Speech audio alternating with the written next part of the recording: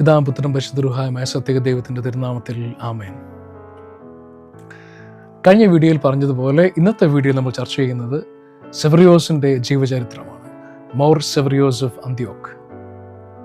അന്ത്യോക്യയിലെ പാത്രിക്കേസായിരുന്ന സെവറിയോസിൻ്റെ ജീവചരിത്രമാണ് ഇന്ന് ചർച്ച ചെയ്യാൻ ആഗ്രഹിക്കുന്നത്. ഈ പറയുന്ന ചരിത്രം എന്നുള്ളത് വളരെ കൃത്യമായിരിക്കണം എന്നുള്ളത് എനിക്ക് വളരെ നിർബന്ധമുള്ളതാണ്. അതുകൊണ്ട് തന്നെ ഈ പറയുന്ന ചരിത്രമൊക്കെ നിങ്ങൾക്ക് കൃത്യമായി വെരിഫൈ ചെയ്യാവുന്നതാണ്.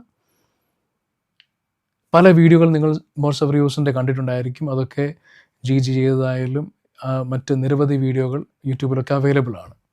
അതൊക്കെ അദ്ദേഹത്തെ ഗ്ലോറിഫൈ ചെയ്തുകൊണ്ടിട്ടുള്ള വീഡിയോകളാണ്. വളരെ കുലീനനായ, സാത്വികനായിട്ടുള്ള, മഹാജ്ഞാനിയായ, മഹാപരിശുദ്ധനായിട്ടുള്ള ഒരു വ്യക്തി എന്നുള്ള നിലയിലാണ് അദ്ദേഹത്തെ എല്ലാം അവതരിപ്പിക്കുന്നത്. അതുമാത്രമല്ല, അത്ഭുതങ്ങളൊക്കെ ചെയ്യുന്ന ഒരു സെവറിയോസ്, അത്ഭുതങ്ങളൊക്കെ ചെയ്തിട്ടുള്ള, തൻ്റെ പ്രയാസങ്ങളിൽ ദൈവം അത്ഭുതം പ്രവർത്തിച്ചു എന്നൊക്കെയുള്ള തരത്തിലാണ് സെവറിയോസിനെ സാധാരണഗതിയിൽ അവതരിപ്പിക്കുന്നത്. കെട്ടുകഥകളൊക്കെ അഴിച്ചു മാറ്റിയിട്ട് യഥാർത്ഥ ചരിത്രം എന്താണെന്നാണ് ഈ വീഡിയോയിൽ പറയാനായിട്ട് ആഗ്രഹിക്കുന്നത്. എല്ലാവർക്കും കാത്തലിക് ട്രഡീഷൻസ് ആൻഡ് ക്രോണിക്കിൾസ് എന്ന യൂട്യൂബ് ചാനലിൻ്റെ പുതിയൊരു എപ്പിസോഡിലേക്ക് സ്വാഗതം. AD 451 കാൽസലോൺ കൗൺസിലിന് ശേഷം 14 വർഷം കഴിഞ്ഞാണ് പിസിഡിയ പ്രവിശ്യയിലെ, റോമൻ പ്രവിശ്യയിലെ സോസോപോളിസ് എന്ന നഗരത്തിൽ AD 465 സെവറിയോസ് ഭൂജാതനാകുന്നത്. അദ്ദേഹം ജനിച്ചത് ഒരു എലൈറ്റ് റോമൻ ഫാമിലിയിലായിരുന്നു. അതായത് അതിസമ്പന്നമായ ഒരു റോമൻ കുടുംബത്തിലാണ് അദ്ദേഹം ജനിച്ചത്. തൻ്റെ പിതാവ് ഒരു റോമൻ സെനറ്ററായിരുന്നു. അങ്ങനെ ചെറിയ പ്രായത്തിൽ തന്നെ വളരെ നല്ല ജീവിത സാഹചര്യത്തിലും നല്ല വിദ്യാഭ്യാസം ലഭിക്കുവാനും ഒക്കെ അദ്ദേഹത്തിന് സാഹചര്യമുണ്ടായി എന്നുള്ളതാണ്. അതുപോലെ തന്നെ തൻ്റെ ഉപരിപഠനത്തിന് അലക്സാൻഡ്രിയയിലും അതുപോലെ ബെയ്റൂട്ടിലും വിട്ട് അദ്ദേഹത്തെ പഠിപ്പിക്കാൻ തൻ്റെ കുടുംബത്തിന് സാധിച്ചു എന്നുള്ളതാണ്. ഉപരിപഠനം അദ്ദേഹം റോമൻ ലോയിലും പേഗൻ ഫിലോസഫിയിലും അതുപോലെ തന്നെ റെറ്ററിക് സ്കിൽസ്, പ്രസംഗകലയിലൊക്കെ അദ്ദേഹത്തിന് വളരെ പ്രാവീണ്യം നേടി, വളരെ പാണ്ഡിത്യം നേടി എന്നുള്ളതാണ്. ബെയ്റൂട്ടിൽ അദ്ദേഹം ജീവിച്ചിരുന്ന കാലഘട്ടത്തിലാണ് ചില സന്യാസിവരെ, ചില മോങ്സിനെ കാണുവാനായിട്ട് അദ്ദേഹത്തിനിടയായി. നോൺ കാൽസിഡോൺ വിഭാഗത്തിൽപ്പെടുന്ന മോങ്സ് ആയിരുന്നതൊക്കെ. അങ്ങനെ അവരിൽ ആകൃഷ്ടനായി, അവരുടെ ജീവിതത്തിൽ ആകൃഷ്ടനായി അദ്ദേഹം ക്രിസ്തീയ വിശ്വാസം സ്വീകരിക്കുകയും മാമോദിസ സ്വീകരിക്കുകയും ചെയ്തു എന്നുള്ളതാണ്. അങ്ങനെ തൻ്റെ ലൗകിക ജീവിതമൊക്കെ അവസാനിപ്പിച്ച് സെവറിയോസ് സന്യാസ ജീവിതത്തിലേക്ക് പ്രവേശിക്കുകയാണ്. പലസ്തീനിലെ ഗാസയിലെ മായുമാസ് മഠത്തിലാണ് അദ്ദേഹം തൻ്റെ സന്യാസ ജീവിതം ആരംഭിച്ചത്. അങ്ങനെ 488 അദ്ദേഹം ബെയ്റൂട്ടിലെ തൻ്റെ പഠനത്തിനും വക്കീൽ ഉദ്യോഗത്തിനും ഒക്കെ ശേഷം മഠത്തിലേക്ക് പ്രവേശിച്ചു. അങ്ങനെ ആ മഠത്തിൽ വെച്ച് പീറ്റർ ദ ഐബീരിയൻ എന്നുള്ള ഒരു സന്യാസിവര്യനെ താൻ കണ്ടുമുട്ടുകയും അദ്ദേഹത്തിൻ്റെ ക്രിസ്തുശാസ്ത്രം സെവറിയോസിനെ വളരെ സ്വാധീനിച്ചു എന്നുള്ളതാണ്. പിന്നീട് നാം കാണുന്നത് സെവറിയോസ് ഒരുപാട് തർക്കവിതർക്കങ്ങളിൽ ഏർപ്പെടുന്ന ഒരു കാഴ്ചയാണ്. സെവറിയോസ് താൻ ഒരുപാട് കൃതികൾ എഴുതി കാൽസലോൺ കൗൺസിലിലെ വാദങ്ങളെയൊക്കെ എതിർത്തുകൊണ്ട് തൻ്റെ ആദ്യത്തെ കൃതി താൻ എഴുതുകയാണ്. അങ്ങനെ ഒരുപാട് വാദപ്രതിവാദങ്ങളിലൂടെയൊക്കെ അദ്ദേഹം നേതാവായിട്ട്, അവിടുത്തെ നേതാവായിട്ട് അദ്ദേഹം മാറുകയാണ് ചെയ്തത്. അവിടെ ജനത്തെ 2 വിഭാഗമായിട്ട് പോളറൈസ് ചെയ്യാനായിട്ട് ഈ ഒരൊറ്റ കൃതിക്കും അദ്ദേഹത്തിൻ്റെ സംഭാഷണങ്ങൾക്കൊക്കെ സാധിച്ചു.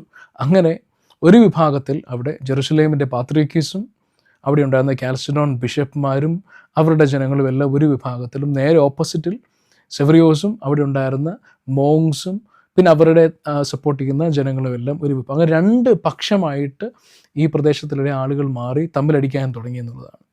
അങ്ങനെ ഈ പ്രശ്നം ചക്രവർത്തിയുടെ അടുത്ത് വരെ എത്തി എന്നുള്ളതാണ്. അന്ന് ചക്രവർത്തിയായിരുന്നത് അനസ്ത്യാത്യോസ് ആണ്, അതായത് അനസ്തേഷ്യസ് ചക്രവർത്തിയായിരുന്നു. ഇദ്ദേഹത്തിൻ്റെ ചെവിയിലും ഇതെത്തി. അങ്ങനെ ഈ പ്രശ്ന പരിഹാരത്തിനായിട്ട് സെവറിയോസ് കണ്ട മാർഗമാണ് ചക്രവർത്തിയെ പോയി കാണുക, പ്രശ്നങ്ങൾ ധരിപ്പിക്കുക എന്നുള്ളത്. ചക്രവർത്തിയെ സംബന്ധിച്ചിടത്തോളം ചക്രവർത്തി ഒരു ആൻറ്റി കാൽസഡോൺ ചിന്താഗതിയുള്ള വ്യക്തിയായിരുന്നു. പക്ഷേ അദ്ദേഹം ഒരിക്കലും അത് പബ്ലിക്കലി പ്രൊഫസ് ചെയ്തിരുന്നില്ല. അദ്ദേഹത്തിന് ഈ പറയുന്ന നോൺ കാൽസഡോൺ വിഭാഗത്തിനെ സപ്പോർട്ട് ചെയ്യുന്ന തരത്തിലുള്ള ചിന്താഗതി ഉള്ളവനായിരുന്നു. അതുകൊണ്ട് തന്നെ ഇദ്ദേഹത്തിൻ്റെ ഈ പുസ്തകവും ഇദ്ദേഹത്തിൻ്റെ അവിടുത്തെ പ്രവർത്തനങ്ങളൊക്കെ ഈ ചക്രവർത്തിയെ ഹഠാത് ആകർഷിച്ചു എന്നുള്ളതാണ്. അങ്ങനെ ഇദ്ദേഹത്തെ കോൺസ്റ്റന്റിനോപ്പിളിലേക്ക് കൊണ്ടുവന്ന് അദ്ദേഹത്തിൻ്റെ കോർട്ടിൽ ഒരു മതതന്ത്രജ്ഞനായിട്ട്, അതുപോലെ തന്നെ വാദപ്രതിവാദങ്ങൾക്ക് ഉപകരിക്കാനായിട്ട്, മാത്രമല്ല അദ്ദേഹത്തെ ചില കാര്യങ്ങളിൽ പൊളിറ്റിക്കലി എതിർത്ത കാൽസഡോൺ വിഭാഗത്തിൽപ്പെടുന്ന ആൾക്കാരെ അമർച്ച ചെയ്യാനായിട്ട് ഇദ്ദേഹത്തെ പൊളിറ്റിക്കലി ഉപയോഗിക്കുക എന്നൊരു താല്പര്യം കൂടി അനസ്തേഷ്യസിനുണ്ടായിരുന്നു എന്നുള്ളതാണ്. അങ്ങനെ ചക്രവർത്തിക്ക് തൻ്റെ സാമ്രാജ്യത്വ നയങ്ങൾക്ക് അനുയോജ്യനായ ഒരു ഒരു രാജതന്ത്രജ്ഞനെ, അതുപോലെ ബുദ്ധിജീവിയൊക്കെ തൻ്റെ രാജധാനിയിലേക്ക് ലഭിക്കുക എന്നൊരു ആഗ്രഹം കൂടി ഈ സെവറിയോസിൻ്റെ വരവോടെ സാഫല്യമായി എന്നുള്ളതാണ് ചരിത്ര യാഥാർത്ഥ്യം. അങ്ങനെ അനസ്തേഷ്യസ് ചക്രവർത്തി സെവറിയോസിനെ ആദരിച്ച് സ്വീകരിച്ച് തൻ്റെ രാജധാനിയിൽ താമസിപ്പിക്കുകയും മാത്രമല്ല അവിടെ ഉണ്ടായിരുന്ന തർക്കവിതർക്കങ്ങളൊക്കെ അദ്ദേഹത്തിന് വളരെ പ്രാധാന്യം നൽകുകയും അവിടെ ഉണ്ടായിരുന്ന കാൽസിഡോൺ വിഭാഗത്തിൽപ്പെടുന്നവരുമായിട്ടൊക്കെ സംവാദങ്ങളിൽ ഏർപ്പെടുവാനൊക്കെ അദ്ദേഹത്തിന് സാഹചര്യം ഒരുക്കി കൊടുക്കുകയും ചെയ്തു എന്നുള്ളതാണ്. അങ്ങനെ AD 508 മുതൽ 512 വരെ, അതായത് 4 വർഷം ചക്രവർത്തിയുടെ ദർബാറിലെ പ്രധാന വ്യക്തിയായി, അവിടുത്തെ രാജതന്ത്രജ്ഞനായി, പൊളിറ്റിക്കലായിട്ടുള്ള അനലിസ്റ്റ് എന്നുള്ള നിലയിൽ, അല്ലെങ്കിൽ അവിടുത്തെ പ്രധാന വക്കീൽ എന്നുള്ള നിലയിൽ തർക്കവിതർക്കങ്ങളിലൊക്കെ രാജാവിനെ സഹായിക്കുന്ന കാൽസിഡോൺ വിഭാഗത്തെ അമർച്ച ചെയ്യാൻ വേണ്ടി നിയമിക്കപ്പെട്ട ഉദ്യോഗസ്ഥനായി അദ്ദേഹം അവിടെ വിരാജിച്ചു എന്നുള്ളതാണ്. അങ്ങനെ രാജധാനിയിൽ സെവറിയൂസ് തൻ്റെ വക്കീൽ ബുദ്ധിയും വാദപ്രതിവാദ ശേഷിയും ഒക്കെ ഉപയോഗിച്ച് നോൺ കാൽസിഡോൺ വിഭാഗത്തിന് ബൗദ്ധികമായിട്ടുള്ള നേതൃത്വം കോൺസ്റ്റാന്റിനോപ്പിളിൽ നൽകി എന്നുള്ളതാണ്. അപ്പോൾ അന്ത്യോക്യയുടെ പാത്രിക്കീസ് ആയിരുന്നത് ഫ്ലാവിയൻ രണ്ടാമനായിരുന്നു. അദ്ദേഹം വളരെ ശക്തനായ കാൽസിഡോൺ നേതാവായിരുന്നു. മാത്രമല്ല സത്യവിശ്വാസം വളരെ ശക്തിയുക്തം പ്രതിരോധിക്കുകയും ചെയ്തിരുന്നൊരു വ്യക്തിയായിരുന്നു. ഹെനോട്ടിക്കോൺ വളരെ ശക്തമായിട്ട് നടപ്പിലാക്കുന്ന ഒരു രീതി അന്നുണ്ടായിരുന്നു. കാരണം അത് രണ്ട് വിഭാഗങ്ങളെ യോജിപ്പിക്കുന്ന ഒരു ചക്രവർത്തിയുടെ തന്നെ ഒരു രേഖയായിരുന്നു. അത് അംഗീകരിക്കുന്നവർക്ക് മാത്രമായിരുന്നു ബിഷപ്രിക്കായിട്ടുള്ള അധികാരം ലഭിക്കുക എന്നുള്ളത്. സോ അതൊക്കെ വളരെ ശക്തമായിട്ട് നടത്തിയപ്പോൾ അവിടെ ഉണ്ടായിരുന്ന നോൺ കാൽസിഡോൺ വിഭാഗത്തിന് അത് വളരെ അവമതിപ്പുളവാക്കി. അത് മാത്രമല്ല, ഇതിനൊക്കെ പ്രധാന കാരണം രാജധാനിയിൽ സെവറിയോസിൻ്റെ അതിശക്തമായ ഇടപെടലുകൾ തന്നെയായിരുന്നു. അങ്ങനെ സെവറിയോസിൻ്റെയും അതുപോലെ തന്നെ ബാക്കിയുണ്ടായിരുന്ന നോൺ കാൽസിഡോൺ വിഭാഗത്തിൻ്റെ സമ്മർദ്ദ ഫലമായിട്ട് അനസ്തേഷ്യസ് ചക്രവർത്തി ഒരു തീരുമാനത്തിലേക്ക് വരികയാണ്. ഫ്ലാവിയനെ, അതായത് അന്ത്യോക്യയുടെ പാത്രിക്കീസ് എന്ന ഫ്ലാവിയൻ രണ്ടാമനെ പുറത്താക്കുക എന്നുള്ളതായിരുന്നു. അങ്ങനെ ചക്രവർത്തി ഫ്ലാവിയൻ രണ്ടാമനെ അന്ത്യോക്യയുടെ പാത്രിക്കീസ് സ്ഥാനത്ത് നിന്ന് സ്ഥാനപ്രശ്നമാക്കി എക്സൈൽ ചെയ്തു. പകരം ആ സ്ഥാനത്തേക്ക് രാജപിൻബലത്തോടെ സെവറിയോസിന് ചീട്ട് വീണു എന്നുള്ളതാണ് ചരിത്ര യാഥാർത്ഥ്യം. അങ്ങനെ അന്ത്യോക്യയുടെ പാത്രിക്കീസായിട്ട് സെവറിയോസ് വരികയാണ്. സകല രാജകീയ അധികാരത്തോടെ, രാജാവിൻ്റെ പിൻബലത്തോടെ അന്ത്യോക്യയുടെ പാത്രിക്കീസായി സെവറിയോസ് അന്ത്യോക്യയിലേക്ക് കടന്നു വരികയാണ്. അതായത് ഫ്ലാവിയനെ നീക്കുവാനുള്ള സമ്മർദ്ദം ചെലുത്തുന്നതും അതിനുള്ള സാഹചര്യം ഒരുക്കുന്നതിനുമൊക്കെ സെവറിയോസിന് വളരെ പങ്കുണ്ട് എന്നുള്ളത് ഒരു ചരിത്ര യാഥാർത്ഥ്യമാണ്. ആ ഒഴിവിലേക്ക് ചക്രവർത്തി സ്വാഭാവികമായിട്ടും സെവറിയോസിനെ തിരഞ്ഞെടുത്തു എന്നുള്ളതാണ്. സാധാരണഗതിയിൽ പാത്രിക്കീസുമാരുടെ സത്യപ്രതിജ്ഞാ ചടങ്ങിൽ നിഖ്യ കോൺസ്റ്റാന്റിനോപ്പിൾ ക്രീഡുകൾ വായിക്കുക എന്നുള്ളത് ഒരു പതിവായിരുന്നു. പക്ഷെ അതിനൊന്നും സെവറിയോസ് തുനിഞ്ഞില്ല, അല്ലെങ്കിൽ താൻ തയ്യാറായിരുന്നില്ല എന്നുള്ളതാണ്. അതിന് പകരമായിട്ട് അദ്ദേഹത്തിൻ്റെ തന്നെ രീതിയിൽ ഞാൻ നിഖ്യ കോൺസ്റ്റാന്റിനോപ്പിൾ ക്രീഡൊക്കെ സ്വീകരിക്കുന്നു, പക്ഷേ ഒരിക്കലും ക്രിസ്തുവിന് ദൈവത്വവും മനുഷ്യത്വം എന്ന രണ്ട് സ്വഭാവമുണ്ട് എന്നുള്ള കാര്യം അംഗീകരിക്കില്ല എന്നുകൂടി താൻ തൻ്റെ സത്യപ്രതിജ്ഞാ ചടങ്ങിൽ പ്രസ്താവിച്ചു എന്നുള്ളതാണ്. ഇതൊരു വഞ്ചനാപരമായിട്ടുള്ള ഒരു നീക്കമായിട്ടാണ് എല്ലാവരും കണ്ടത്. മാത്രമല്ല, താൻ ചെയ്ത ഏറ്റവും വലിയ തെറ്റ് എന്ന് പറഞ്ഞാൽ തനിക്ക് മുമ്പേ ഉണ്ടായിരുന്ന കാൽസിഡോൺ പിതാക്കന്മാരെയൊക്കെ അദ്ദേഹം പേര് ചൊല്ലി ആ ഓത്ത് ടേക്കിംഗ് സെറിമണിയിൽ അദ്ദേഹം അവരെയൊക്കെ അനാഥമ ചെയ്തു എന്നുള്ള പൈശാചികമായ ഒരു പ്രവൃത്തി കൂടി അദ്ദേഹം ആ ഒരു ഓത്ത് ടേക്കിങ്ങിൽ കാണിച്ചു കൂട്ടി എന്നുള്ളതാണ്. അവിടെ മുതൽ അന്ത്യോക്യയുടെ ചരിത്രം മാറി മറിയുകയാണ്. പാത്രിക്കീസ് ആയത് മുതൽ വളരെ ശക്തമായിട്ട് അദ്ദേഹം കാൽസിഡോൺ വിഭാഗത്തിൽപ്പെടുന്ന ബിഷപ്പ്മാരെയൊക്കെ തങ്ങളുടെ പദവികളിൽ നിന്ന് നീക്കിക്കളയുകയും തൽസ്ഥാനത്തേക്ക് നോൺ കാൽസിഡോൺ വിഭാഗങ്ങളിൽപ്പെടുന്ന ആളുകളെ നിയമിക്കാനും അവരെ കോൺസെൻട്രേറ്റ് ചെയ്യാനും അദ്ദേഹം തുടങ്ങിയെന്നുള്ളതാണ്. കാൽസിഡോൺ വിഭാഗത്തിൽപ്പെടുന്ന സന്യാസികളുടെയൊക്കെ മൊണാസ്ട്രീസ്, മഠങ്ങളൊക്കെ കയ്യേറുകയും അതെല്ലാം നോൺ കാൽസിഡോൺ വിഭാഗങ്ങൾക്ക്, അത്തരത്തിലുള്ള സന്യാസിമാർക്ക് കൈമാറ്റം ചെയ്യുകയും ചെയ്തു എന്നൊരു ക്രൂരകൃത്യം കൂടി അദ്ദേഹം ചെയ്തു.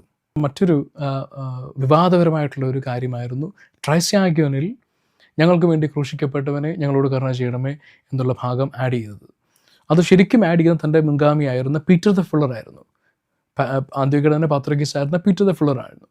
പക്ഷേ അതിന് അദ്ദേഹം അത് ആഡ് ചെയ്തപ്പോൾ അദ്ദേഹത്തിന് മുഴുവനായി അന്ത്യോക്യയിൽ മുഴുവനും ഒക്കെ അത് എൻഫോഴ്സ് ചെയ്യാൻ സാധിച്ചില്ല എന്നുള്ള കാര്യമാണ്. അന്നും വളരെ എതിർപ്പുകൾ ഉണ്ടായി എന്നുള്ളതാണ്. അതേസമയം സെവറിയോസ് വന്നപ്പോൾ സെവറിയോസ് തൻ്റെ അധികാരം, പ്രത്യേകിച്ച് രാജ്യത്തിലെ രാജാവിൻ്റെ ഫുൾ സപ്പോർട്ട് അദ്ദേഹത്തിന് ഉണ്ടായിരുന്നു. അപ്പം ആ അധികാരമൊക്കെ ഉപയോഗിച്ച് കംപ്ലീറ്റ്ലി അത് എൻഫോഴ്സ് ചെയ്യാൻ സാധിച്ചു എന്നുള്ളതാണ്. ട്രൈസാഗ്യനിൽ പറയുന്ന പ്രാർത്ഥന ഇതാണ്, അതായത് ദൈവമേ നീ പരിശുദ്ധനാവുന്നു, ബലവാനെ നീ പരിശുദ്ധനാവുന്നു, മരണമില്ലാത്തവനെ നീ പരിശുദ്ധനാവുന്നു എന്നിങ്ങനെ 3 തവണ പറയുന്നതാണ് ഈ ട്രൈസാഗ്യോൻ. ഇത് ട്രിനിറ്റിക്കുള്ള ആരാധനയായിട്ടാണ് അർപ്പിക്കുന്നത്. പിതാവിനും ഒരു തവണ പറയുമ്പോൾ പിതാവിനും, രണ്ടാമത് പുത്രനും, മൂന്നാമത് പറയുമ്പോൾ പരിശുദ്ധാത്മാവിനും എന്നുള്ള നിലയിൽ. ഇതിന് 3 തവണയും ഞങ്ങൾക്ക് വേണ്ടി ക്രൂശിക്കപ്പെട്ടവനെ ഞങ്ങളോട് കരുണ ചെയ്യണമേ എന്ന് അദ്ദേഹം ആഡ് ചെയ്തു. പീറ്റർ ദ ഫുള്ളറാണ് ഇത് ആഡ് ചെയ്യുന്നത്. സെവറിയോസ് പിന്നീട് തൻ്റെ അധികാരം ഉപയോഗിച്ചത് എൻഫോഴ്സ് ചെയ്തു. അങ്ങനെ ഇത് 3 തവണ ആഡ് ചെയ്തപ്പോൾ ഉണ്ടായ പ്രശ്നം എന്താണെന്ന് വെച്ചാൽ പിതാവ് ഒരിക്കലും ക്രൂശിക്കപ്പെട്ടിട്ടില്ല, പരിശുദ്ധാത്മാവ് ക്രൂശിക്കപ്പെട്ടിട്ടില്ല. അപ്പോൾ ഇവർ ട്രിനിറ്റിക്കുള്ള ആരാധനയിൽ ഞങ്ങൾക്ക് വേണ്ടി ക്രൂശിക്കപ്പെട്ടവനെ എന്ന് ആഡ് ചെയ്യുമ്പോൾ എന്താണ് സംഭവിക്കുന്നത്? അവിടെ പിതാവ് ക്രൂശിക്കപ്പെട്ടെന്ന് വരും. അത് പാട്രിപ്പാസിനിസം എന്നുള്ള ഹെറസിയാണ്. ഇതൊക്കെ സെപ്പലിനിസത്തിൽ വരുന്ന ഹെറസീസാണ് ഇതൊക്കെ. അപ്പം പാട്രിപ്പാസിയനിസം ആണ് ഇദ്ദേഹം പഠിപ്പിക്കുന്നത് എന്നൊരു വാദം കൂടി സെവറിയോസിനെതിരെ വന്നു. പീറ്റർ ദ ഫുള്ളറിനെതിരെയും അതേ സെയിം വാദം വന്നിരുന്നു. പക്ഷേ സെവറിയോസ് ചെയ്തെന്ന് വെച്ചാൽ വളരെ ശക്തമായിട്ട് എല്ലാ മഠങ്ങളിലും എല്ലായിടത്തും എവിടെയൊക്കെ കുർബാന അർപ്പിക്കുന്നുണ്ട് അവിടെയൊക്കെ ഇത് ചൊല്ലണമെന്നുള്ളത് അദ്ദേഹം വളരെ നിർബന്ധമാക്കി എന്നുള്ളതാണ്. ബൈ ഫോഴ്സ് അത് നിർബന്ധമാക്കി എന്നുള്ളതാണ്. അങ്ങനെ അതൊരു വലിയൊരു പ്രശ്നത്തിലേക്ക്, അതും വളരെ പ്രശ്നകലുഷിതമായി അന്ത്യോക്യയിലെ വിഷയങ്ങളൊക്കെ മാറി മറിയുന്ന കാലഘട്ടമായിരുന്നു സെവറിയോസിൻ്റെ പാത്രിക്കീസായി ഉള്ള വാഴ്ച കാലഘട്ടം എന്നുള്ളത്. ജോൺ ഓഫ് എഫെസസ് വളരെ കൃത്യമായിട്ട് ഈ വിഷയം അന്നുണ്ടായ ട്രൈസാഗ്യനുമായിട്ട് ബന്ധപ്പെട്ട വിഷയങ്ങളൊക്കെ കൃത്യമായിട്ട് രേഖപ്പെടുത്തിയിട്ടുണ്ട്. മാത്രമല്ല സക്രിയാസ് ദ റെറ്റർ, സെവറിയോസിൻ്റെ ബാല്യകാല സുഹൃത്തായിരുന്ന സക്രിയാസ് ആണ് ഇദ്ദേഹത്തിൻ്റെ പ്രധാനമായിട്ടുള്ള ജീവചരിത്രമൊക്കെ എഴുതുന്നത്. അപ്പോൾ ഈ അന്നത്തെ കണ്ടംപററീസ് വളരെ കൃത്യമായിട്ട് ഈ വിഷയം പ്രതിപാദിക്കുന്നുണ്ട്. മാത്രമല്ല സെവറിയോസ് തന്നെ ഒരു ബുക്ക് ട്രൈസാഗ്യനെ പറ്റി എഴുതിയിട്ടുണ്ട്. ആ പുസ്തകത്തിൽ വളരെ കൃത്യമായിട്ട് ഇദ്ദേഹത്തിൻ്റെ ഇത്തരത്തിലുള്ള വാദഗതികൾ, അതായത് ട്രൈസാഗ്യനെ, അതായത് ട്രിനിറ്റിക്കുള്ള ആരാധന എന്തുകൊണ്ട് ഇത്തരത്തിൽ മാറ്റുന്നു എന്നുള്ള രീതിയിൽ അദ്ദേഹം അത് വളരെ കൃത്യമായിട്ട് വാദിക്കുന്നുണ്ട് എന്നുള്ളതാണ്. പിൽക്കാലങ്ങളിൽ ഈ ഒരു യാക്കോബ സഭയുമായിട്ട് ബന്ധപ്പെടുത്തിയുള്ള പിന്നീട് വന്ന സഭകളൊക്കെ ഇന്നും അതേ ട്രൈസാഗ്യം തന്നെ ചൊല്ലുന്നുണ്ട്. പക്ഷേ അത് ഇന്നൊരു ക്രിസ്റ്റോസെൻട്രിക് ആരാധനയായിട്ടാണ് കാണുന്നത്. അപ്പം ഇന്ന് അത് ചൊല്ലുമ്പോൾ അതൊരു പ്രശ്നമല്ല, അതൊരു ഹെറസി ആയിട്ടല്ല ഇന്ന് കാണുന്നത്. പക്ഷേ അന്ന് ട്രൈസാഗ്യം എന്നത് ട്രിനിറ്റേറിയൻ ആരാധനയെ അത്തരത്തിൽ മാറ്റിയ ഒരു കാലഘട്ടത്തിൽ അന്ന് അത് വലിയൊരു പ്രശ്നമായിരുന്നു. അന്ന് ആൾക്കാർ അത് ചൊല്ലാൻ വിമുഖത കാണിച്ചു, അതിനെതിരെ ശക്തമായിട്ട് ആൾക്കാർ പ്രതികരിച്ചു എന്നുള്ളതാണ്. പക്ഷേ ഇന്ന് വളരെ കാലങ്ങൾക്കിപ്പുറം ഇന്നും അത് അത്തരത്തിലുള്ള അതേ യാക്കോബായ പാരമ്പര്യത്തിൽ വരുന്ന സഭകളൊക്കെ അത്തരത്തിൽ ചൊല്ലുന്നുണ്ട്, യാക്കോബായ സഭയും ചൊല്ലുന്നുണ്ട്. പക്ഷേ ഇന്ന് അതൊരു ക്രിസ്റ്റോസെൻട്രിക് ആരാധനയായിട്ട് കാണുന്നു എന്നുള്ളതാണ് ഇന്നത്തെ ഒരവസ്ഥ എന്നുള്ളത്. സെവറിയോസിൻ്റെ കയ്യേറ്റങ്ങൾക്കുള്ള ഒരു ഉദാഹരണമായിട്ട് എഫെസോസിലെ ബിഷപ്പായിരുന്ന ഡയസ്കോറസ് താൻ സെവറിയോസിനെ പീഡിച്ച് ഒരുപാട് നാളം ഒളിവിൽ കഴിയേണ്ടി വന്നു എന്നുള്ള ചരിത്രം കൂടി വളരെ കൃത്യമായിട്ട് ചരിത്രകാരന്മാർ വിവരിക്കുന്നുണ്ട്. അതുപോലെ തന്നെ പഴയ വിശ്വാസം അല്ലെങ്കിൽ കാൽസറോൺ വിശ്വാസം പ്രസംഗിക്കുന്ന, ഉദ്ഘോഷിക്കുന്ന പുരോഹിതന്മാരെ നാട് കടത്തിയോ അല്ലെങ്കിൽ ജയിലിൽ അടയ്ക്കുകയോ ചെയ്യുന്ന പ്രവർത്തനം കൂടി സെവറിയോസ് തകൃതിയായി നടത്തി എന്നുള്ളതാണ്.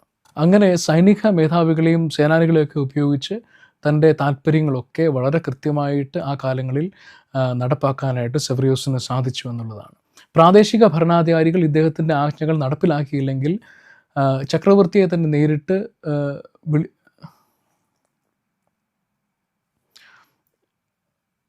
പ്രാദേശിക ഭരണാധികാരികൾ ഇദ്ദേഹം പറയുന്ന ആജ്ഞകൾ, കൽപ്പനകൾ നടപ്പിലാക്കിയില്ലെങ്കിൽ നേരിട്ട് ചക്രവർത്തിയെ തന്നെ സ്വാധീനിച്ച് അവരെ ശിക്ഷിക്കുകയോ അവരെ തൽസ്ഥാനത്ത് നീക്കുകയും ചെയ്യുകയോ ഒക്കെ ചെയ്യാനായിട്ട് സെവറിയോസിന് സാധിച്ചു.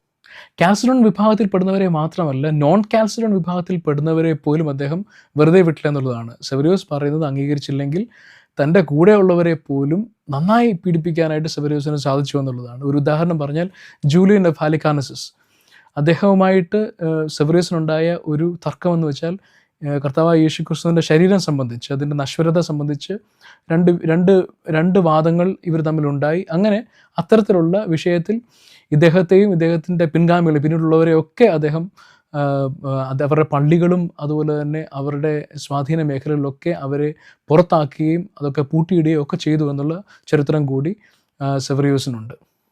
അദ്ദേഹത്തിൻ്റെ ഇത്തരത്തിലുള്ള പ്രവണതകളെ, പിടിച്ചടക്കലുകളെ, അതിക്രമങ്ങളെയൊക്കെ രാജ്യദ്രോഹമായിട്ട് പോലും അന്നത്തെ ആളുകൾ കണ്ടു എന്നുള്ളത്. രാജാവ് അനുകൂലമാണെങ്കിൽ പോലും അന്ന് രാജ്യദ്രോഹമായിട്ട്, കാരണം ഇതൊരു തുടർച്ചയാണല്ലോ ഈ എംപയർ, ബൈസന്റൈൻ എംപയർ എന്നുള്ളത്. അവിടെ രാജ്യത്തെ ചിതിലീകരിച്ച് രണ്ട് പക്ഷങ്ങളാക്കി മാറ്റി ഒരു പക്ഷത്തെ അടിച്ചമർത്തുന്ന ഇത്തരത്തിലുള്ള പ്രവണതകളെ ഒരു രാജ്യദ്രോഹമായിട്ട് തന്നെ ആളുകൾ അന്ന് കണ്ടു എന്നുള്ളതാണ്. അന്ന് സെവറിയോസിന് വീണ ഒരു പേരായിരുന്നു സഭയുടെ തിരുമുഖത്ത് കല്ലെറിഞ്ഞവൻ എന്ന പേര്.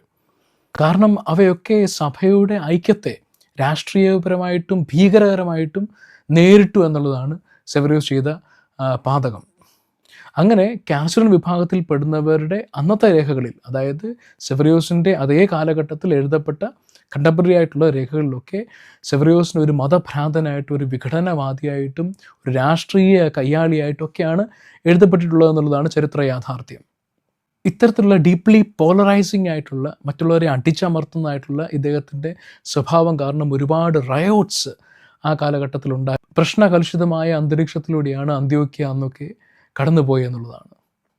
അതിന് പ്രതിവാദമായിട്ട് ആ കാലത്ത് നോൺ കാൽസുലൻ വിഭാഗത്തിൽപ്പെടുന്നവർ പറയുന്നത് തന്നെ അത്തരത്തിൽ സെവറിയോസ് പ്രവർത്തിച്ചത് കൃത്യമായിരുന്നു, അതായിരുന്നു ന്യായം, അതായിരുന്നു സത്യം, സത്യവിശ്വാസം ഊട്ടിയുറപ്പിക്കാൻ വേണ്ടി സെവറിയോസ് ചെയ്ത അത്തരത്തിലുള്ള കൃത്യങ്ങളൊക്കെ ശരിയാണെന്ന തരത്തിൽ തന്നെയാണ് എതിർപക്ഷം അതിനെ ന്യായീകരിച്ചു എന്നുള്ളതും ഒരു ചരിത്രപരമായിട്ടുള്ള യാഥാർത്ഥ്യമാണ്. അങ്ങനെ സെവറിയോസിൻ്റെ തേർവാഴ്ച അവസാനിക്കുന്നത് അനസ്തേഷ്യസ് എന്ന ചക്രവർത്തിയുടെ മരണത്തോടെയായിരുന്നു.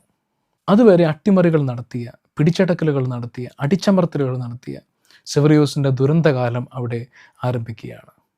നീണ്ട 27 വർഷത്തെ അനസ്തേഷ്യസിൻ്റെ ഭരണം അവസാനിച്ച് താൻ മരണമടഞ്ഞു. അന്നത്തെ ഭരണ സൈനിക വിഭാഗങ്ങളൊക്കെ 70 വയസ്സുണ്ടായിരുന്ന ജസ്റ്റിനെ ചക്രവർത്തിയായിട്ട് നിയമിക്കുവാനായിട്ട് തീരുമാനിച്ചു. ജസ്റ്റിൻ ഒരു ക്ഷമയുള്ള ചക്രവർത്തിയായിരുന്നു. അടിയുറച്ച കാൽസഡോണിയൻ വിശ്വാസം ഉണ്ടായിരുന്ന ജസ്റ്റിന് സെവറിയോസിൻ്റെ പ്രവർത്തനങ്ങൾ, അദ്ദേഹത്തിൻ്റെ അടിച്ചമർത്തലുകൾ, അദ്ദേഹത്തിൻ്റെ പിടിച്ചടക്കലുകൾ, അതുപോലെ തന്നെ സമൂഹത്തിൽ സൃഷ്ടിക്കുന്ന കലാപങ്ങൾ, റയോട്ട്സ്, ഇതൊക്കെ കൊണ്ട് അദ്ദേഹത്തെ ഒരു അൺഹോളി കലാപകാരിയായിട്ടാണ് ജസ്റ്റിൻ സെവറിയോസിനെ കണ്ടു എന്നുള്ളതാണ്. അങ്ങനെ ചക്രവർത്തിയുടെ ആദ്യ ഉത്തരവ് വന്നു. നിക്കിയ, കോൺസ്റ്റാന്റിനോപ്പിൾ, എഫെസോസ്, കാൽസഡോൺ കൗൺസിലൊക്കെ അംഗീകരിച്ച് എല്ലാ സന്യാസിമാരും അതുപോലെ ബിഷപ്പ്മാരും പാട്രിയാർക്സും ഇവരെല്ലാവരും ഇതെല്ലാം അംഗീകരിച്ച് ഒപ്പിടണം എന്നുള്ള കൽപ്പനയായി. സെവറിയോസ് അതിന് തയ്യാറായിരുന്നു. സെവറിയോസ് ഉടൻ തന്നെ അതിനെതിരെ തീവ്രമായിട്ടുള്ള പ്രചരണവും ആരംഭിച്ചു എന്നുള്ളതാണ്. മാത്രമല്ല, ചക്രവർത്തിയുടെ കൺസൾട്ടേഷൻ ഇല്ലാതെ പ്രധാന മേഖലകളിലൊക്കെ അദ്ദേഹം പുതിയ ബിഷപ്പ്മാരെ സ്ഥാപിക്കാനുള്ള ശ്രമങ്ങൾ നടത്തി. അത്തരത്തിലുള്ള പുതിയ ബിഷപ്പ്മാർ അദ്ദേഹം കോൺസിക്രേറ്റ് ചെയ്യുകയും ചെയ്തു.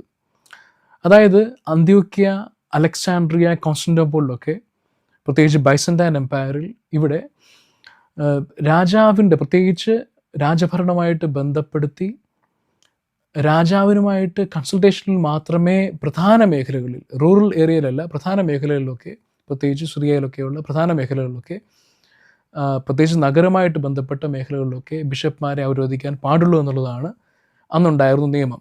പത്രികസ്മാർ ഏകപക്ഷീയമായിട്ട് ഒരിക്കലും ബിഷപ്പ്മാരെ അവരോധിക്കാറുണ്ടായിരുന്നില്ല. റൂറൽ ഏരിയയിലൊക്കെ അവർ ചെയ്യുമായിരുന്നുവെങ്കിലും പ്രധാന മേഖലകളിലൊക്കെ അവരത് ചെയ്യുമായിരുന്നില്ല. കാരണം ബിഷപ്പ്മാർക്ക് അന്ന് വളരെ പ്രാധാന്യവും അവർക്ക് പ്രത്യേക അധികാരങ്ങളൊക്കെ ഉണ്ടായിരുന്നു. സോഷ്യൽ ഓർഡറുമായിട്ട് ബന്ധപ്പെടുത്തി ഒരുപാട് അധികാരങ്ങളുണ്ടായിരുന്നു. അതൊരിക്കലും രാജഭരണത്തെയോ അല്ലെങ്കിൽ സിവിൽ ഓർഡറിനെയൊക്കെ ബാധിക്കാതിരിക്കാൻ വേണ്ടി അത്തരത്തിലൊരു ഒരു വളരെ അവർ തമ്മിലൊരു കോഡിലായിട്ടുള്ള റിലേഷൻ ഉണ്ടാവണം എന്നുള്ള കാര്യത്തിൽ ഇതൊക്കെ ചക്രവർത്തിയുമായിട്ട് കൺസൾട്ട് ചെയ്ത് മാത്രമാണ് അത്തരത്തിലുള്ള ബിഷപ്പ്മാരെ, പ്രത്യേകിച്ച് അന്ത്യോക്യ, അലക്സാൻഡ്രിയ, കോൺസ്റ്റാന്റിനോപ്പിളിലൊക്കെ ചെയ്തിരുന്നത്. അതിന് വിപരീതമായിട്ട് ചക്രവർത്തിയോടുള്ള വെറുപ്പിൽ അദ്ദേഹം ചക്രവർത്തിയോട് കൺസൾട്ട് ചെയ്യാതെ സ്വയമായിട്ട് ബിഷപ്പ്മാരെ അവരോധിക്കാൻ തുടങ്ങി എന്നുള്ളതാണ്. അവിടെയും അതൊരു വളരെ രാഷ്ട്രീയ പ്രശ്നങ്ങൾ ഉണ്ടാക്കി എന്നുള്ളതാണ്. ചുരുക്കത്തിൽ ചക്രവർത്തിയുടെ കണ്ണിലെ ഒരു കരടായി സെവറിയോസ് മാറി എന്നുള്ളതാണ് അവിടുത്തെ യാഥാർത്ഥ്യം. അങ്ങനെ സെവറിയോസ് നിർദാക്ഷിണ്യം രാജകൽപ്പനകളൊക്കെ കാറ്റിൽ പറത്തിക്കൊണ്ട്, രാജകൽപ്പനയിൽ ഒപ്പിടാതെ, രാജാവ് പറഞ്ഞതനുസരിക്കാതെ, അതായത് നിക്കിയ, കോൺസ്റ്റാന്റിനോപ്പിൾ, എഫെസോസ്, കാൽസഡോൺ കൗൺസിൽ അംഗീകരിച്ച് ഒപ്പിട്ട് കൊടുക്കണമെന്നുള്ളത് നിരാകരിച്ചുകൊണ്ട് അതിനെതിരെ ക്യാമ്പയിനും നടത്തി വളരെ ശക്തമായിട്ടുള്ള തൻ്റെ പ്രസംഗങ്ങളും നടത്തി മുന്നോട്ട് പോവുകയാണ്. അങ്ങനെ ജസ്റ്റിൻ എംപറർ ഒരു കാര്യം തീരുമാനിക്കുന്നു. ഇദ്ദേഹത്തെ രാജകൊട്ടാരത്തിലേക്ക് വിളിച്ചു വരുത്തുക, കാര്യങ്ങൾ ചോദിച്ച് ഒരു തീർപ്പുണ്ടാക്കുക, കാര്യങ്ങൾക്കൊരു അവസാനം കുറിക്കുക എന്നുള്ളത് തീരുമാനിച്ചു. അങ്ങനെ ജസ്റ്റിൻ ചക്രവർത്തി സെവറിയോസിനെ തൻ്റെ രാജധാനിയിലേക്ക് കൂട്ടിക്കൊണ്ടുവരാനായിട്ട് പടയാളികളെ അയക്കുന്നു എന്ന വാർത്ത സെവറിയോസിൻ്റെ ചെവിയിലെത്തി. ഈ വിവരം സെവറിയോസിനെ അറിയിക്കുന്നത് ജസ്റ്റിൻ ചക്രവർത്തിയുടെ നെഫ്യൂയും ഹെയർ ടു ദ ത്രോണും ആയിരുന്ന ജസ്റ്റീനിയൻ, അതായത് അടുത്ത ചക്രവർത്തി ആകേണ്ട ജസ്റ്റീനിയൻ്റെ ഭാര്യയായ തിയോഡോറ ആയിരുന്നു. അങ്ങനെ ഇവർ പറഞ്ഞ സെവറിയോസ് അന്ത്യോക്യ പട്ടണം വിട്ട് ഒരു ബോട്ടിൽ ഈജിപ്തിലേക്ക് യാത്ര തിരിക്കുകയാണ്. സെവറിയോസിനെ അറിയിച്ചത് തൻ്റെ പിടിച്ചു കെട്ടി തൻ്റെ നാവ് കണ്ടിക്കും എന്നുള്ള വാർത്തയായിരുന്നു. അത് അത്രമാത്രം ശരിയാണെന്ന് ചരിത്രത്തിൽ രേഖപ്പെടുത്തിയിട്ടില്ല. അങ്ങനെ ഒരു ഉത്തരവിട്ടിട്ടുള്ളതായിട്ട് ഒരു രേഖകളില്ല. പക്ഷേ ഇതാണ് ഇദ്ദേഹത്തെ അറിയിച്ചതെന്നാണ് ചരിത്രപരമായിട്ട് പറയുന്നത്. എനിവേ, ഇത് കണ്ട് ഭയപരിവേഷനായ സെവറിയോസ് തൻ്റെ അജഗണത്തെയും തൻ്റെ നാടിനെയും ഒക്കെ വിട്ടിട്ട് ഒരു ബോട്ടിൽ രാത്രിയിൽ ആരും അറിയാതെ അന്ത്യോക്യ പട്ടണം വിടുകയാണ്. അദ്ദേഹം നേരെ അലക്സാണ്ട്രിയയിലേക്ക് ഒരു ബോട്ടിൽ യാത്ര ചെയ്യുകയാണ് ചെയ്തത്. അങ്ങനെ സെവറിയോസിൻ്റെ തേർവാഴ്ചയ്ക്ക് അനിവാര്യമായിട്ടുള്ള ഒരു അന്ത്യമുണ്ടായി എന്നുള്ളതാണ്. അതിന് തുടക്കം ഞാൻ മുമ്പേ പറഞ്ഞതുപോലെ അനസ്തേഷ്യസിൻ്റെ മരണത്തോടെയും പിന്നീട് ജസ്റ്റിൻ ചക്രവർത്തി വന്നതോടെ എല്ലാം അവസാനിച്ചു. പക്ഷേ എന്നിട്ടും താൻ ഒരിക്കലും കൺസീഡ് ചെയ്യാൻ തയ്യാറായിരുന്നില്ല. അത് ശക്തമായിട്ട് തൻ്റെ പ്രവർത്തനങ്ങൾ മുന്നോട്ട് പോയി. മാത്രമല്ല, രാജാവിനെ കൺസൾട്ട് ചെയ്യുക, ചക്രവർത്തിയെ കൺസൾട്ട് ചെയ്യാതെ ബിഷപ്പ്മാരെ നിയോഗിക്കുകയൊക്കെ ചെയ്തു. രാജാവിൻ്റെ രാജകൽപ്പനകളൊക്കെ കാറ്റിപ്പറത്തിക്കൊണ്ട് അദ്ദേഹം മുന്നോട്ട് പോയി എന്നുള്ളതാണ്. അങ്ങനെ അനിവാര്യമായിട്ടുള്ള ആ തേർവാഴ്ചയുടെ അവസാനമുണ്ടായി എന്നുള്ളതാണ്. അങ്ങനെ സെവറിയോസ് സ്വയം എക്സൈൽ ചെയ്ത് ഈജിപ്തിലേക്ക് പോവുകയാണ്. AD 518 ഇത് സംഭവിക്കുന്നത്. ആ വർഷം തന്നെ അന്ത്യോക്യ സഭ ഒരു സിനഡ് കൂടി, അവിടെയുള്ള ബിഷപ്പ്മാർ ഒരു സിനഡ് കൂടി അദ്ദേഹത്തെ ഹെർട്ടിക്കായിട്ട് പ്രഖ്യാപിച്ചു. സെവറിയോസിനെ ഒരു ഹെർട്ടിക്കായിട്ട് പ്രഖ്യാപിച്ചു. കാനോനിക പ്രൊവിഷൻ അനുസരിച്ച് ഒരു ഹെർട്ടിക് ആകുമ്പോൾ ഓട്ടോ എക്സ്കമ്മ്യൂണിക്കേഷൻ, സ്വയം സ്ഥാനങ്ങളിൽ നിന്നൊക്കെ ഉരിയപ്പെട്ടവനായിട്ട് മാറി എന്നുള്ളതാണ്. അങ്ങനെ അദ്ദേഹം നടത്തിയ സകല നിയമനങ്ങളും അസാധുവായി മാറി. മാത്രമല്ല, മുമ്പേ ഉണ്ടായിരുന്ന ഫ്ലാവിയൻ്റെ ഡിപ്പോസിഷൻ, അന്ത്യോക്യയുടെ പാത്രികീസ് ആയിരുന്ന ഫ്ലാവിയൻ്റെ ഡിപ്പോസിഷനും അവർ ക്യാൻസൽ ചെയ്തു എന്നുള്ളതാണ്. ഇതിനൊക്കെ പിന്നീട് രാജാവിൻ്റെ അല്ലെങ്കിൽ ചക്രവർത്തിയുടെ അനുമതി വേണം എന്നുള്ളതിന് കുറേ കാലതാമസം ഉണ്ടായി എന്നുള്ളതാണ്. അതുകൊണ്ട് AD 519 വീണ്ടും സിനഡ് കൂടി. ആ സിനഡിൽ വെച്ചിട്ട് പോൾ ദ ജൂവിനെ അന്ത്യോക്യയുടെ പാത്രികീസായിട്ട് പ്രഖ്യാപിച്ചു. ആ വർഷം തന്നെ അന്ത്യോക്യയുടെ പാത്രികീസ് സ്ഥാനത്തിലേക്ക് പോൾ ദ ജൂ വരികയാണ്. അങ്ങനെ പോൾ ദ ജൂ അന്ത്യോക്യയുടെ പാത്രികീസായി മാറി. ആ ലീനിയേജ് ഇന്നും കണ്ടിന്യൂ ചെയ്യുന്നു എന്നുള്ളതാണ്. അതാണ് യഥാർത്ഥ അന്ത്യോക്യ സഭ, ഗ്രീക്ക് പാട്രിയാർക്കേറ്റ് ഓഫ് അന്ത്യോക്ക്. ഇന്ന് ആ സഭയുടെ, അതായത് യഥാർത്ഥ അന്ത്യോക്യ സഭയുടെ ഇന്നത്തെ പാത്രികീസ് ആയിരിക്കുന്നത് ജോൺ 10 അങ്ങനെ ഈജിപ്തിലേക്ക് സ്വയം എക്സൈൽ ചെയ്ത സെവറിയോസ് അവിടെ വെച്ച് വീണ്ടും തൻ്റെ പ്രവർത്തനം ആരംഭിക്കുകയാണ്. നോൺ കാൻസർ വിഭാഗങ്ങളെ ശക്തിപ്പെടുത്തുക, പ്രത്യേകിച്ച് കോപ്റ്റിക് സഭയുടെ ലാർജ് നെറ്റ്വർക്ക് അവിടെയുണ്ട്. തിമോത്തി 4 സകലവിധ പിന്തുണയും അദ്ദേഹത്തിനുണ്ടായിരുന്നു എന്നുള്ളതാണ്.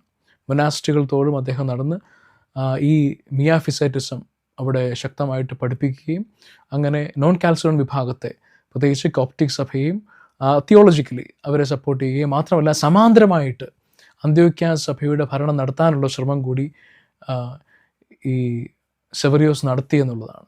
സഭാചരിത്രത്തിൽ ഇതിന് 1-2 പ്രസിഡൻസ് ഉണ്ട്. അതൊക്കെ വളരെ സ്മോളർ സ്കെയിലായിരുന്നു. അതേസമയം സെവറിയോസ് സമാന്തരമായിട്ട് ഭരണം നടത്താൻ ശ്രമിച്ചതിൻ്റെ അത്രയും ലാർജ് സ്കെയിലിൽ ഒരു ചരിത്രം അതിനു മുമ്പ് സഭയിലുണ്ടായില്ല എന്നുള്ളതാണ്. അങ്ങനെ സഭയിൽ ആദ്യമായിട്ട് ഡിപ്പോസ്ഡ് ആയിട്ടുള്ള ഒരു പാത്രിയാർക്കീസ്, സ്ഥാനഭ്രഷ്ടനാക്കപ്പെട്ട ഒരു പാത്രിയാർക്കീസ് ഒളിവിൽ കഴിഞ്ഞുകൊണ്ട് സമാന്തര ഭരണം നടത്താനുള്ള ശ്രമം നടത്തുകയും താൻ തന്നെ ഒരുപാട് ബിഷപ്പ്മാരെയും അതുപോലെ തന്നെ പുരോഹിതന്മാരെയും ഒക്കെ ഈ ഒളിവിൽ നിന്നുകൊണ്ട് തന്നെ വാഴിക്കാനുള്ള പരിശ്രമങ്ങൾ നടത്തുകയും ചെയ്തു എന്നുള്ളതാണ്. അദ്ദേഹം എക്സൈലായിരുന്നുകൊണ്ട് നിയമവിരുദ്ധമായിട്ട് വാഴിച്ച ബിഷപ്പ്മാരുടെ പേര് ഇവയാണ്: John of Tella, Peter of Apamea, Isaiah of Edessa, John of Ephesus and Theodore of Arabia. ഈ 5 ബിഷപ്പ്മാർ അദ്ദേഹം വാഴിച്ചതായിട്ട് ചരിത്രകാരന്മാർ കൃത്യമായിട്ട് രേഖപ്പെടുത്തിയിട്ടുണ്ട്. അതുമല്ല, അനേകം പുരോഹിതന്മാരെയും അദ്ദേഹം ഈജിപ്തിലായിരുന്നുകൊണ്ട് തന്നെ വാഴിച്ചിട്ടുണ്ട്. അങ്ങനെ സമാന്തരമായിട്ട് ഒരു സ്ട്രക്ചർ, ഒരു അന്ത്യോക്യ സഭ കെട്ടിപ്പടുത്താനുള്ള എല്ലാ പരിശ്രമങ്ങളും സെവറിയോസ് നടത്തിയെന്നുള്ളതാണ്. ഇതൊക്കെ സംഭവിക്കുന്നത് AD 519 മുതൽ AD 522 വരെയുള്ള കാലയളവിലാണ്. ചരിത്രകാരന്മാർ കൃത്യമായിട്ട് രേഖപ്പെടുത്തുന്ന AD 520 ഈ ബിഷപ്പ്മാരെയൊക്കെ ഇദ്ദേഹം വാഴിക്കുന്നത്. ഈ 5 ബിഷപ്പ്മാരുടെ പേരുകൾ പറഞ്ഞുവല്ലോ, അവരെയൊക്കെ വാഴിക്കുന്നത്. ഇവരെ മാത്രമല്ല, ഒരുപാട് പുരോഹിതന്മാരെയും ഇദ്ദേഹം വാഴിച്ചതായിട്ട് വളരെ കൃത്യമായ രേഖകളുണ്ട്. അത്തരത്തിൽ സമാന്തരമായിട്ടുള്ള വിഘടന പ്രവർത്തനം, അതായത് ഒരു സ്ഥാനപ്രശ്നമാക്കപ്പെട്ട പാത്രീകീസ് ഇത്തരത്തിൽ പ്രവർത്തിക്കുന്നത് സഭാചരിത്രത്തിൽ ആദ്യമായിട്ടാണ്. ഇതിനു മുമ്പ് ചില ബിഷപ്പ്മാർ ഇത്തരത്തിൽ പ്രവർത്തിച്ചായിട്ട് ചില ഐസൊലേറ്റഡ് ആയിട്ടുള്ള സംഭവങ്ങളൊക്കെ ഉണ്ടായിട്ടുണ്ടെങ്കിലും ഇത്ര ലാർജ് സ്കെയിലിൽ ഒരു സമാന്തര ഭരണം ഉണ്ടാക്കിയെടുക്കാനുള്ള പരിശ്രമം സഭയിൽ ആദ്യമായിട്ടായിരുന്നു. അതുകൊണ്ട് തന്നെ ചക്രവർത്തിക്കും അതുപോലെ മറ്റാർക്കും, അന്ന് സഭയിലുള്ളവർക്ക് ആർക്കും ഇത് ഒരു രീതിയിലും അക്സെപ്റ്റ് ചെയ്യാൻ കഴിയുമായതില്ല. ഇതൊരു അക്ഷന്തവ്യമായിട്ടൊരു തെറ്റായിട്ട് തന്നെയാണ് അന്ന് സഭ ഇത് കണ്ടത്. ഇവരെയൊക്കെ രഹസ്യമായിട്ടാണ് സെവറിയോസ് വാഴിച്ചതെങ്കിലും AD 522-23 കാലയളവിൽ ഈ വാർത്ത നാടെങ്ങും പരക്കുകയും ചക്രവർത്തി അറിയുകയും അപ്പോൾ അതിനെ ക്രാക്ക് ഡൗൺ ചെയ്യാനായിട്ട്, ഇവരെയൊക്കെ അറസ്റ്റ് ചെയ്യാനായിട്ട് ചക്രവർത്തി ഉത്തരവിടുകയും ചെയ്തു. അങ്ങനെ AD 523 മുതൽ 526 വരെയുള്ള കാലയളവിൽ ശക്തമായ ക്രാക്ക് ഡൗൺസ് ചക്രവർത്തി നടത്തിയെന്നുള്ളതാണ്. അങ്ങനെ Severios he forced himself into strict hiding എന്നുള്ളതാണ് ചരിത്രകാരന്മാർ കൃത്യമായിട്ട് പറയുന്നത്. ഇവരെ പലരെയും പിടിക്കുകയും ജയിലിലടയ്ക്കുകയും ചിലരെ കൊന്നതായിട്ടൊക്കെയുള്ള ആരോപണങ്ങളുണ്ട്. ചിലർ നാച്ചുറൽ ഡെത്ത്, ജയിലിൽ തന്നെ കിടന്നുകൊണ്ട് മരിച്ചതായിട്ട് പറയുന്നു. സ്ഥാനപ്രശ്നമാക്കപ്പെട്ട സെവറിയോസ് വാഴിച്ച മെത്രാന്മാരെയൊക്കെ കൃത്യമായിട്ട് പിടികൂടാനായിട്ട് ജസ്റ്റിൻ ചക്രവർത്തിക്ക് കഴിഞ്ഞുവെങ്കിലും എല്ലാ പുരോഹിതന്മാരെയും അദ്ദേഹത്തിന് പിടികൂടാൻ കഴിഞ്ഞില്ല എന്നുള്ളതാണ്. അവരിൽ പലരും ചക്രവർത്തിയുടെ ക്രാക്ക് ഡൗണിൽ നിന്ന് രക്ഷപ്പെട്ട് ഒളിവ് ജീവിതം നയിക്കുകയായിരുന്നു. അപ്പോഴാണ് AD 526 ഒരു ഭയാനകമായിട്ടുള്ള ഒരു എർത്ത്ക്വേക്ക് അന്ത്യോക്യയിലും സുറിയയുടെ പരിസര പ്രദേശങ്ങളും സംഭവിക്കുന്നത്. ഏകദേശം 2 ലക്ഷത്തോളം പേര് ആ ഒരു എർത്ത്ക്വേക്കിൽ കൊല്ലപ്പെട്ടു എന്നുള്ളതാണ്. ആ എർത്ത്ക്വേക്കിന് ശേഷം സെവറിയോസ് കോൺസിക്രേറ്റ് ചെയ്ത ഒരു പുരോഹിതൻ പോലും സർവൈവ് ചെയ്തില്ല എന്നുള്ളതാണ് ആ പിൽക്കാല രേഖകൾ വളരെ കൃത്യമായിട്ട് ചൂണ്ടിക്കാണിക്കുന്നത്. ജോൺ ഓഫ് എഫെസസ് തൻ്റെ എക്ലിസിയാസ്റ്റിക്കൽ ഹിസ്റ്ററിയിൽ ബുക്ക് 3 വളരെ കൃത്യമായിട്ട് രേഖപ്പെടുത്തുന്നുണ്ട്. The people were left without priest and without bishops and the land in desolation. വളരെ കൃത്യമായിട്ട് അദ്ദേഹം രേഖപ്പെടുത്തുന്നുണ്ട്. അതായത് അവരുടെ ജനം ബിഷപ്പ്മാരും പ്രീസ്റ്റുമാരും ഇല്ലാതെ, ഒരു പ്രീസ്റ്റ് പോലും ഇല്ലാതെ, ഒരു ബിഷപ്പ് പോലും ഇല്ലാതെ ആ ഡെസൊലേറ്റഡ് ആയിട്ടുള്ള അവസ്ഥയിൽ ആ നാട് കഴിഞ്ഞു എന്നുള്ളതാണ് വളരെ കൃത്യമായിട്ട് ജോൺ ഓഫ് എഫെസസും രേഖപ്പെടുത്തുന്നത്. അതായത് സെവറിയോസിൻ്റെ കാലഘട്ടത്തിൽ തന്നെ സെവറിയോസ് വാഴിച്ച സകല ബിഷപ്പ്മാരെയും ജയിലിലടയ്ക്കുകയും അവരിൽ പലരും കൊല്ലപ്പെടുകയും അതുപോലെ തന്നെ ഒരുപാട് പ്രീസ്റ്റുമാർ എർത്ത്ക്വേക്കിൽ തന്നെ അവരും മരണമടയുകയും ചെയ്തു എന്നുള്ളതാണ്. അങ്ങനെ സെവറിയോസ് തന്നെ സമാന്തരമായിട്ട് സ്ഥാപിച്ച ആ സഭാ സ്ട്രക്ചർ അത് സെവറിയോസിൻ്റെ കാലഘട്ടത്തിൽ തന്നെ ഡൈഡ് ഔട്ട് ആയി എന്നുള്ളതാണ് ചരിത്രകാരന്മാർ കൃത്യമായിട്ട് രേഖപ്പെടുത്തുന്നത്. അത് ജസ്റ്റിൻ ചക്രവർത്തിയുടെ പ്രവർത്തനങ്ങളും മാത്രമല്ല ആ എർത്ത്ക്വേക്കോട് കഴിഞ്ഞതോടെ അതെല്ലാം പര്യവസാനിച്ചു എന്നുള്ളതാണ് ചരിത്രത്തിൽ കൃത്യമായിട്ട് നമുക്ക് മനസ്സിലാക്കുവാൻ സാധിക്കുന്നത്. അങ്ങനെ AD 527 ജസ്റ്റിൻ ചക്രവർത്തി മരണമടയുകയും തൽസ്ഥാനത്തേക്ക് തൻ്റെ നെഫ്യൂ ആയിരുന്ന, തൻ്റെ ഹെയർ ടു ദ ത്രോൺ ആയിരുന്ന ജസ്റ്റീനിയൻ ചക്രവർത്തി ആയിത്തീരുകയും ചെയ്തു. അതിൻ്റെ അർത്ഥം ആ ജസ്റ്റീനിയൻ്റെ മിയാഫിസേറ്റ് ആയ തിയോഡോറ രാജ്ഞിയായി തീർന്നു എന്നും കൂടിയാണ്. തുടക്കത്തിൽ വളരെ ശക്തമായ നടപടികൾ ജസ്റ്റീനിയൻ ആരംഭിച്ചു. ചക്രവർത്തി പാലസ്തീൻ്റെ പ്രദേശങ്ങളിലും അതുപോലെ തന്നെ സിറിയയിലും മെസപ്പൊട്ടോമിയിലൊക്കെയുള്ള നോൺ കാൽസിഡോൺ മൊനാസ്ട്രീസ് ഒക്കെ അടച്ചു പൂട്ടുകയും അവിടുത്തെ മോങ്സിനെയൊക്കെ പിരിച്ചുവിടുകയൊക്കെ ചെയ്തു എന്നുള്ളതാണ്. പക്ഷേ തിയോഡോറ രാജ്ഞിയുടെ സ്വാധീനം വളരെ പ്രകടമായി വന്നു. അത്തരത്തിൽ ഒരു യൂണിഫിക്കേഷന് വേണ്ടിയുള്ള പരിശ്രമങ്ങൾക്ക് വേണ്ടി തിയോഡോറ രാജ്ഞി ചക്രവർത്തിയെ പുഷ് ചെയ്തു എന്നുള്ളതാണ്. അങ്ങനെ AD 532 പാലസ് ഓഫ് ഹോർമിസ്ഡാസിൽ വെച്ച് ഒരു സിനഡ് നടന്നു. അതിൽ നോൺ കാൽസിനോ വിഭാഗത്തിൽപ്പെടുന്നവരെയും കാൽസിനോ വിഭാഗത്തിൽപ്പെടുന്നവരെയും ഒക്കെ പങ്കെടുപ്പിച്ചുകൊണ്ടൊരു സിനഡ് ചക്രവർത്തി നടത്തി എന്നുള്ളതാണ്. ആ സിനഡാനന്തരം AD 532 സെവറിയോസിനെ കോൺസ്റ്റന്റിനോപ്പിളിലേക്ക് ചക്രവർത്തി ക്ഷണിക്കുകയാണ് ചെയ്തത്. ആ ക്ഷണം സെവറിയോസ് നിരസിച്ചു. കാരണം സെവറിയോസിനെതിരെ ബ്രൈബറി ചാർജസ്, കറപ്ഷൻ ചാർജസ് ഒക്കെ അന്ന് നിലവിലുണ്ടായിരുന്നു. മാത്രമല്ല എക്സൈലിലായിരുന്ന സമയത്ത്, സ്ഥാനപ്രശ്നമാക്കപ്പെട്ട സമയത്ത് പോലും അദ്ദേഹം ഇത്തരത്തിൽ മറ്റുള്ളവരെ വാഴിച്ചു. അതായത് ബിഷപ്പ്മാരായിട്ടും പുരോഹിതന്മാരായിട്ടൊക്കെ വാഴിച്ചു എന്നുള്ളത് ട്രീസനായിട്ട് കണക്കാക്കപ്പെടും. അതുകൊണ്ട് തന്നെ സെവറിയോസിന് കോൺസ്റ്റന്റിനോപ്പിളിലേക്ക് ചർച്ചയ്ക്ക്, സമാധാന ശ്രമങ്ങൾക്ക് വേണ്ടി വരാനായിട്ട് സെവറിയോസിന് ധൈര്യമുണ്ടായിരുന്നില്ല. പക്ഷേ ചക്രവർത്തിയും തിയോഡോറ രാജ്ഞിയും സെവറിയോസിന് ഇമ്മ്യൂണിറ്റി ഓഫർ ചെയ്തു. അതായത് കോൺസ്റ്റന്റിനോപ്പിളിലേക്ക് ചർച്ചകൾക്ക്, സമാധാന ശ്രമങ്ങൾക്ക് വേണ്ടി കടന്നു വന്ന് ചർച്ചകൾ നടത്തി അദ്ദേഹത്തിന് മടങ്ങിപ്പോകാം, അദ്ദേഹത്തെ ഒരിക്കലും അറസ്റ്റ് ചെയ്യുകയില്ല എന്നുള്ള ഉറപ്പ് അവർ കൊടുത്തു. അതിൻ്റെ ഫലമായിട്ട് AD 536 സെവറിയോസ് ഒരു ചെറിയ കൂട്ടമായിട്ട് കോൺസ്റ്റന്റിനോപ്പിളിലേക്ക് കടന്നു വരികയാണ്. AD 536 നടന്ന ചർച്ചകളിൽ അദ്ദേഹം ഒരു തരത്തിലും വിട്ടുവീഴ്ചയ്ക്ക് തയ്യാറായില്ല എന്നുള്ളതാണ്. ശക്തമായിട്ട് തൻ്റെ വാദങ്ങൾ ഉന്നയിക്കുകയും കാൽസിഡോൺ കൗൺസിലിനെ ക്യാൻസൽ ചെയ്യണം, അല്ലെങ്കിൽ അതിൽ നടന്ന സംഭവവികാസങ്ങളൊക്കെ അനാത്തമ ചെയ്യണം, അവിടെയുള്ള കാൽസിഡോൺ പിതാക്കന്മാരെ ഒക്കെ അനാത്തമ ചെയ്യണം എന്നൊക്കെയുള്ള കാർക്കശ നിലപാടിൽ, അബദ്ധജടിലമായിട്ടുള്ള നിലപാടിൽ താൻ ഉറച്ചു നിൽക്കുകയും ചെയ്തു. അങ്ങനെ AD 536 കോൺസ്റ്റന്റിനോപ്പിളിൽ വീണ്ടും സിനഡ് കൂടി. ആ സിനഡിൽ വെച്ച് സെവറിയോസിനെതിരെ കൃത്യമായിട്ടുള്ള ചാർജസൊക്കെ വായിച്ച് ആ സിനഡ് ഏകകണ്ഠേനമായിട്ട് സെവറിയോസിനെ എക്സ്കമ്മ്യൂണിക്കേറ്റ് ചെയ്യാനായിട്ട് തീരുമാനിച്ചു. നേരത്തെ ഓട്ടോ എക്സ്കമ്മ്യൂണിക്കേഷൻ ആയിരുന്നു, ഇപ്പം സഭയിൽ നിന്നും പുറത്താക്കുവാനായിട്ട് തീരുമാനിച്ചു. നേരത്തെ ഡിപ്പോസ് ചെയ്തു, ഓട്ടോ എക്സ്കമ്മ്യൂണിക്കേഷൻ പ്രഖ്യാപിച്ചു, സീറ്റ് വേക്കൻ്റായി പുതിയ പത്രികസിനെ നിയമിച്ചു.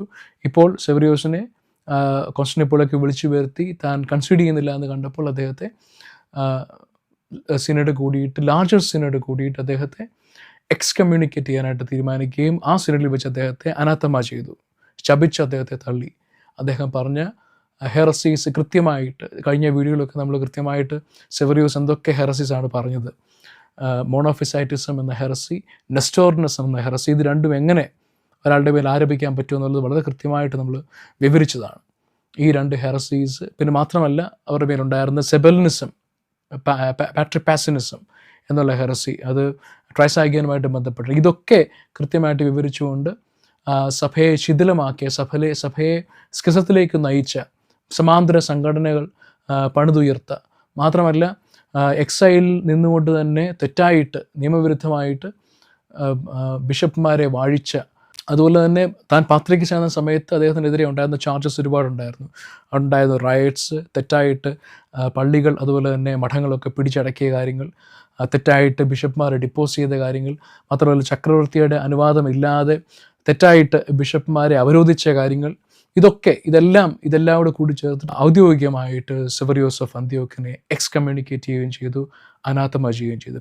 ആ സിനഡിൻ്റെ തീരുമാനം 5ാമത്തെ എക്യുമെനിക്കൽ കൗൺസിൽ അംഗീകരിക്കുകയും ചെയ്തിട്ടുള്ളതാണ്.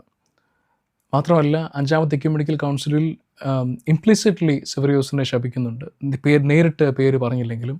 അതേസമയം 6ാമത്തെ എക്യുമെനിക്കൽ കൗൺസിലിൽ മോണോത്തിലിറ്റിസം പ്രത്യേകമായിട്ട് എടുത്തു പറയുമ്പോൾ അവിടെ അനാത്തമറ്റൈസ് ചെയ്യുന്നത് സെവറിയോസിനെ പേരെടുത്ത് തന്നെയാണ്. അതിനുശേഷം 7ാമത്തെ എക്യുമെനിക്കൽ കൗൺസിൽ, അതായത് 2ാമത്തെ നിക്ക കൗൺസിൽ, ആ കൗൺസിൽ വെച്ച് മുമ്പുണ്ടായിരുന്ന അനാത്തമകളൊക്കെ സ്ഥിരപ്പെടുത്തുകയും ചെയ്തു. അതുകൊണ്ട് സാർവത്രിക സഭയെ സംബന്ധിച്ചിടത്തോളം സെവറിയോസ് എക്യുമെനിക്കൽ കൗൺസിലിൽ തന്നെ ശപിച്ചു തള്ളപ്പെട്ട വ്യക്തികളിൽ ഒരാളാണ്. സെവറിയോസിൻ്റെ ഒരു പ്രധാന പ്രശ്നം തെറ്റൊരിക്കലും അംഗീകരിക്കുന്ന വ്യക്തിയായിരുന്നില്ല എന്നുള്ളതാണ്. സെവറിയോസ് പലപ്പോഴും he was coat red handed, പലപ്പോഴും അബദ്ധ ഉപദേശങ്ങൾ, കൊടിയ ദുരുപദേശം, ഇതൊക്കെ പറഞ്ഞ സെവറിയോസിനെ കയ്യോടെ പിടിച്ചു എന്നുള്ളതാണ്. ഒരു എക്സാമ്പിൾ ഞാൻ കഴിഞ്ഞ വീഡിയോകളിൽ പറഞ്ഞതാണ്.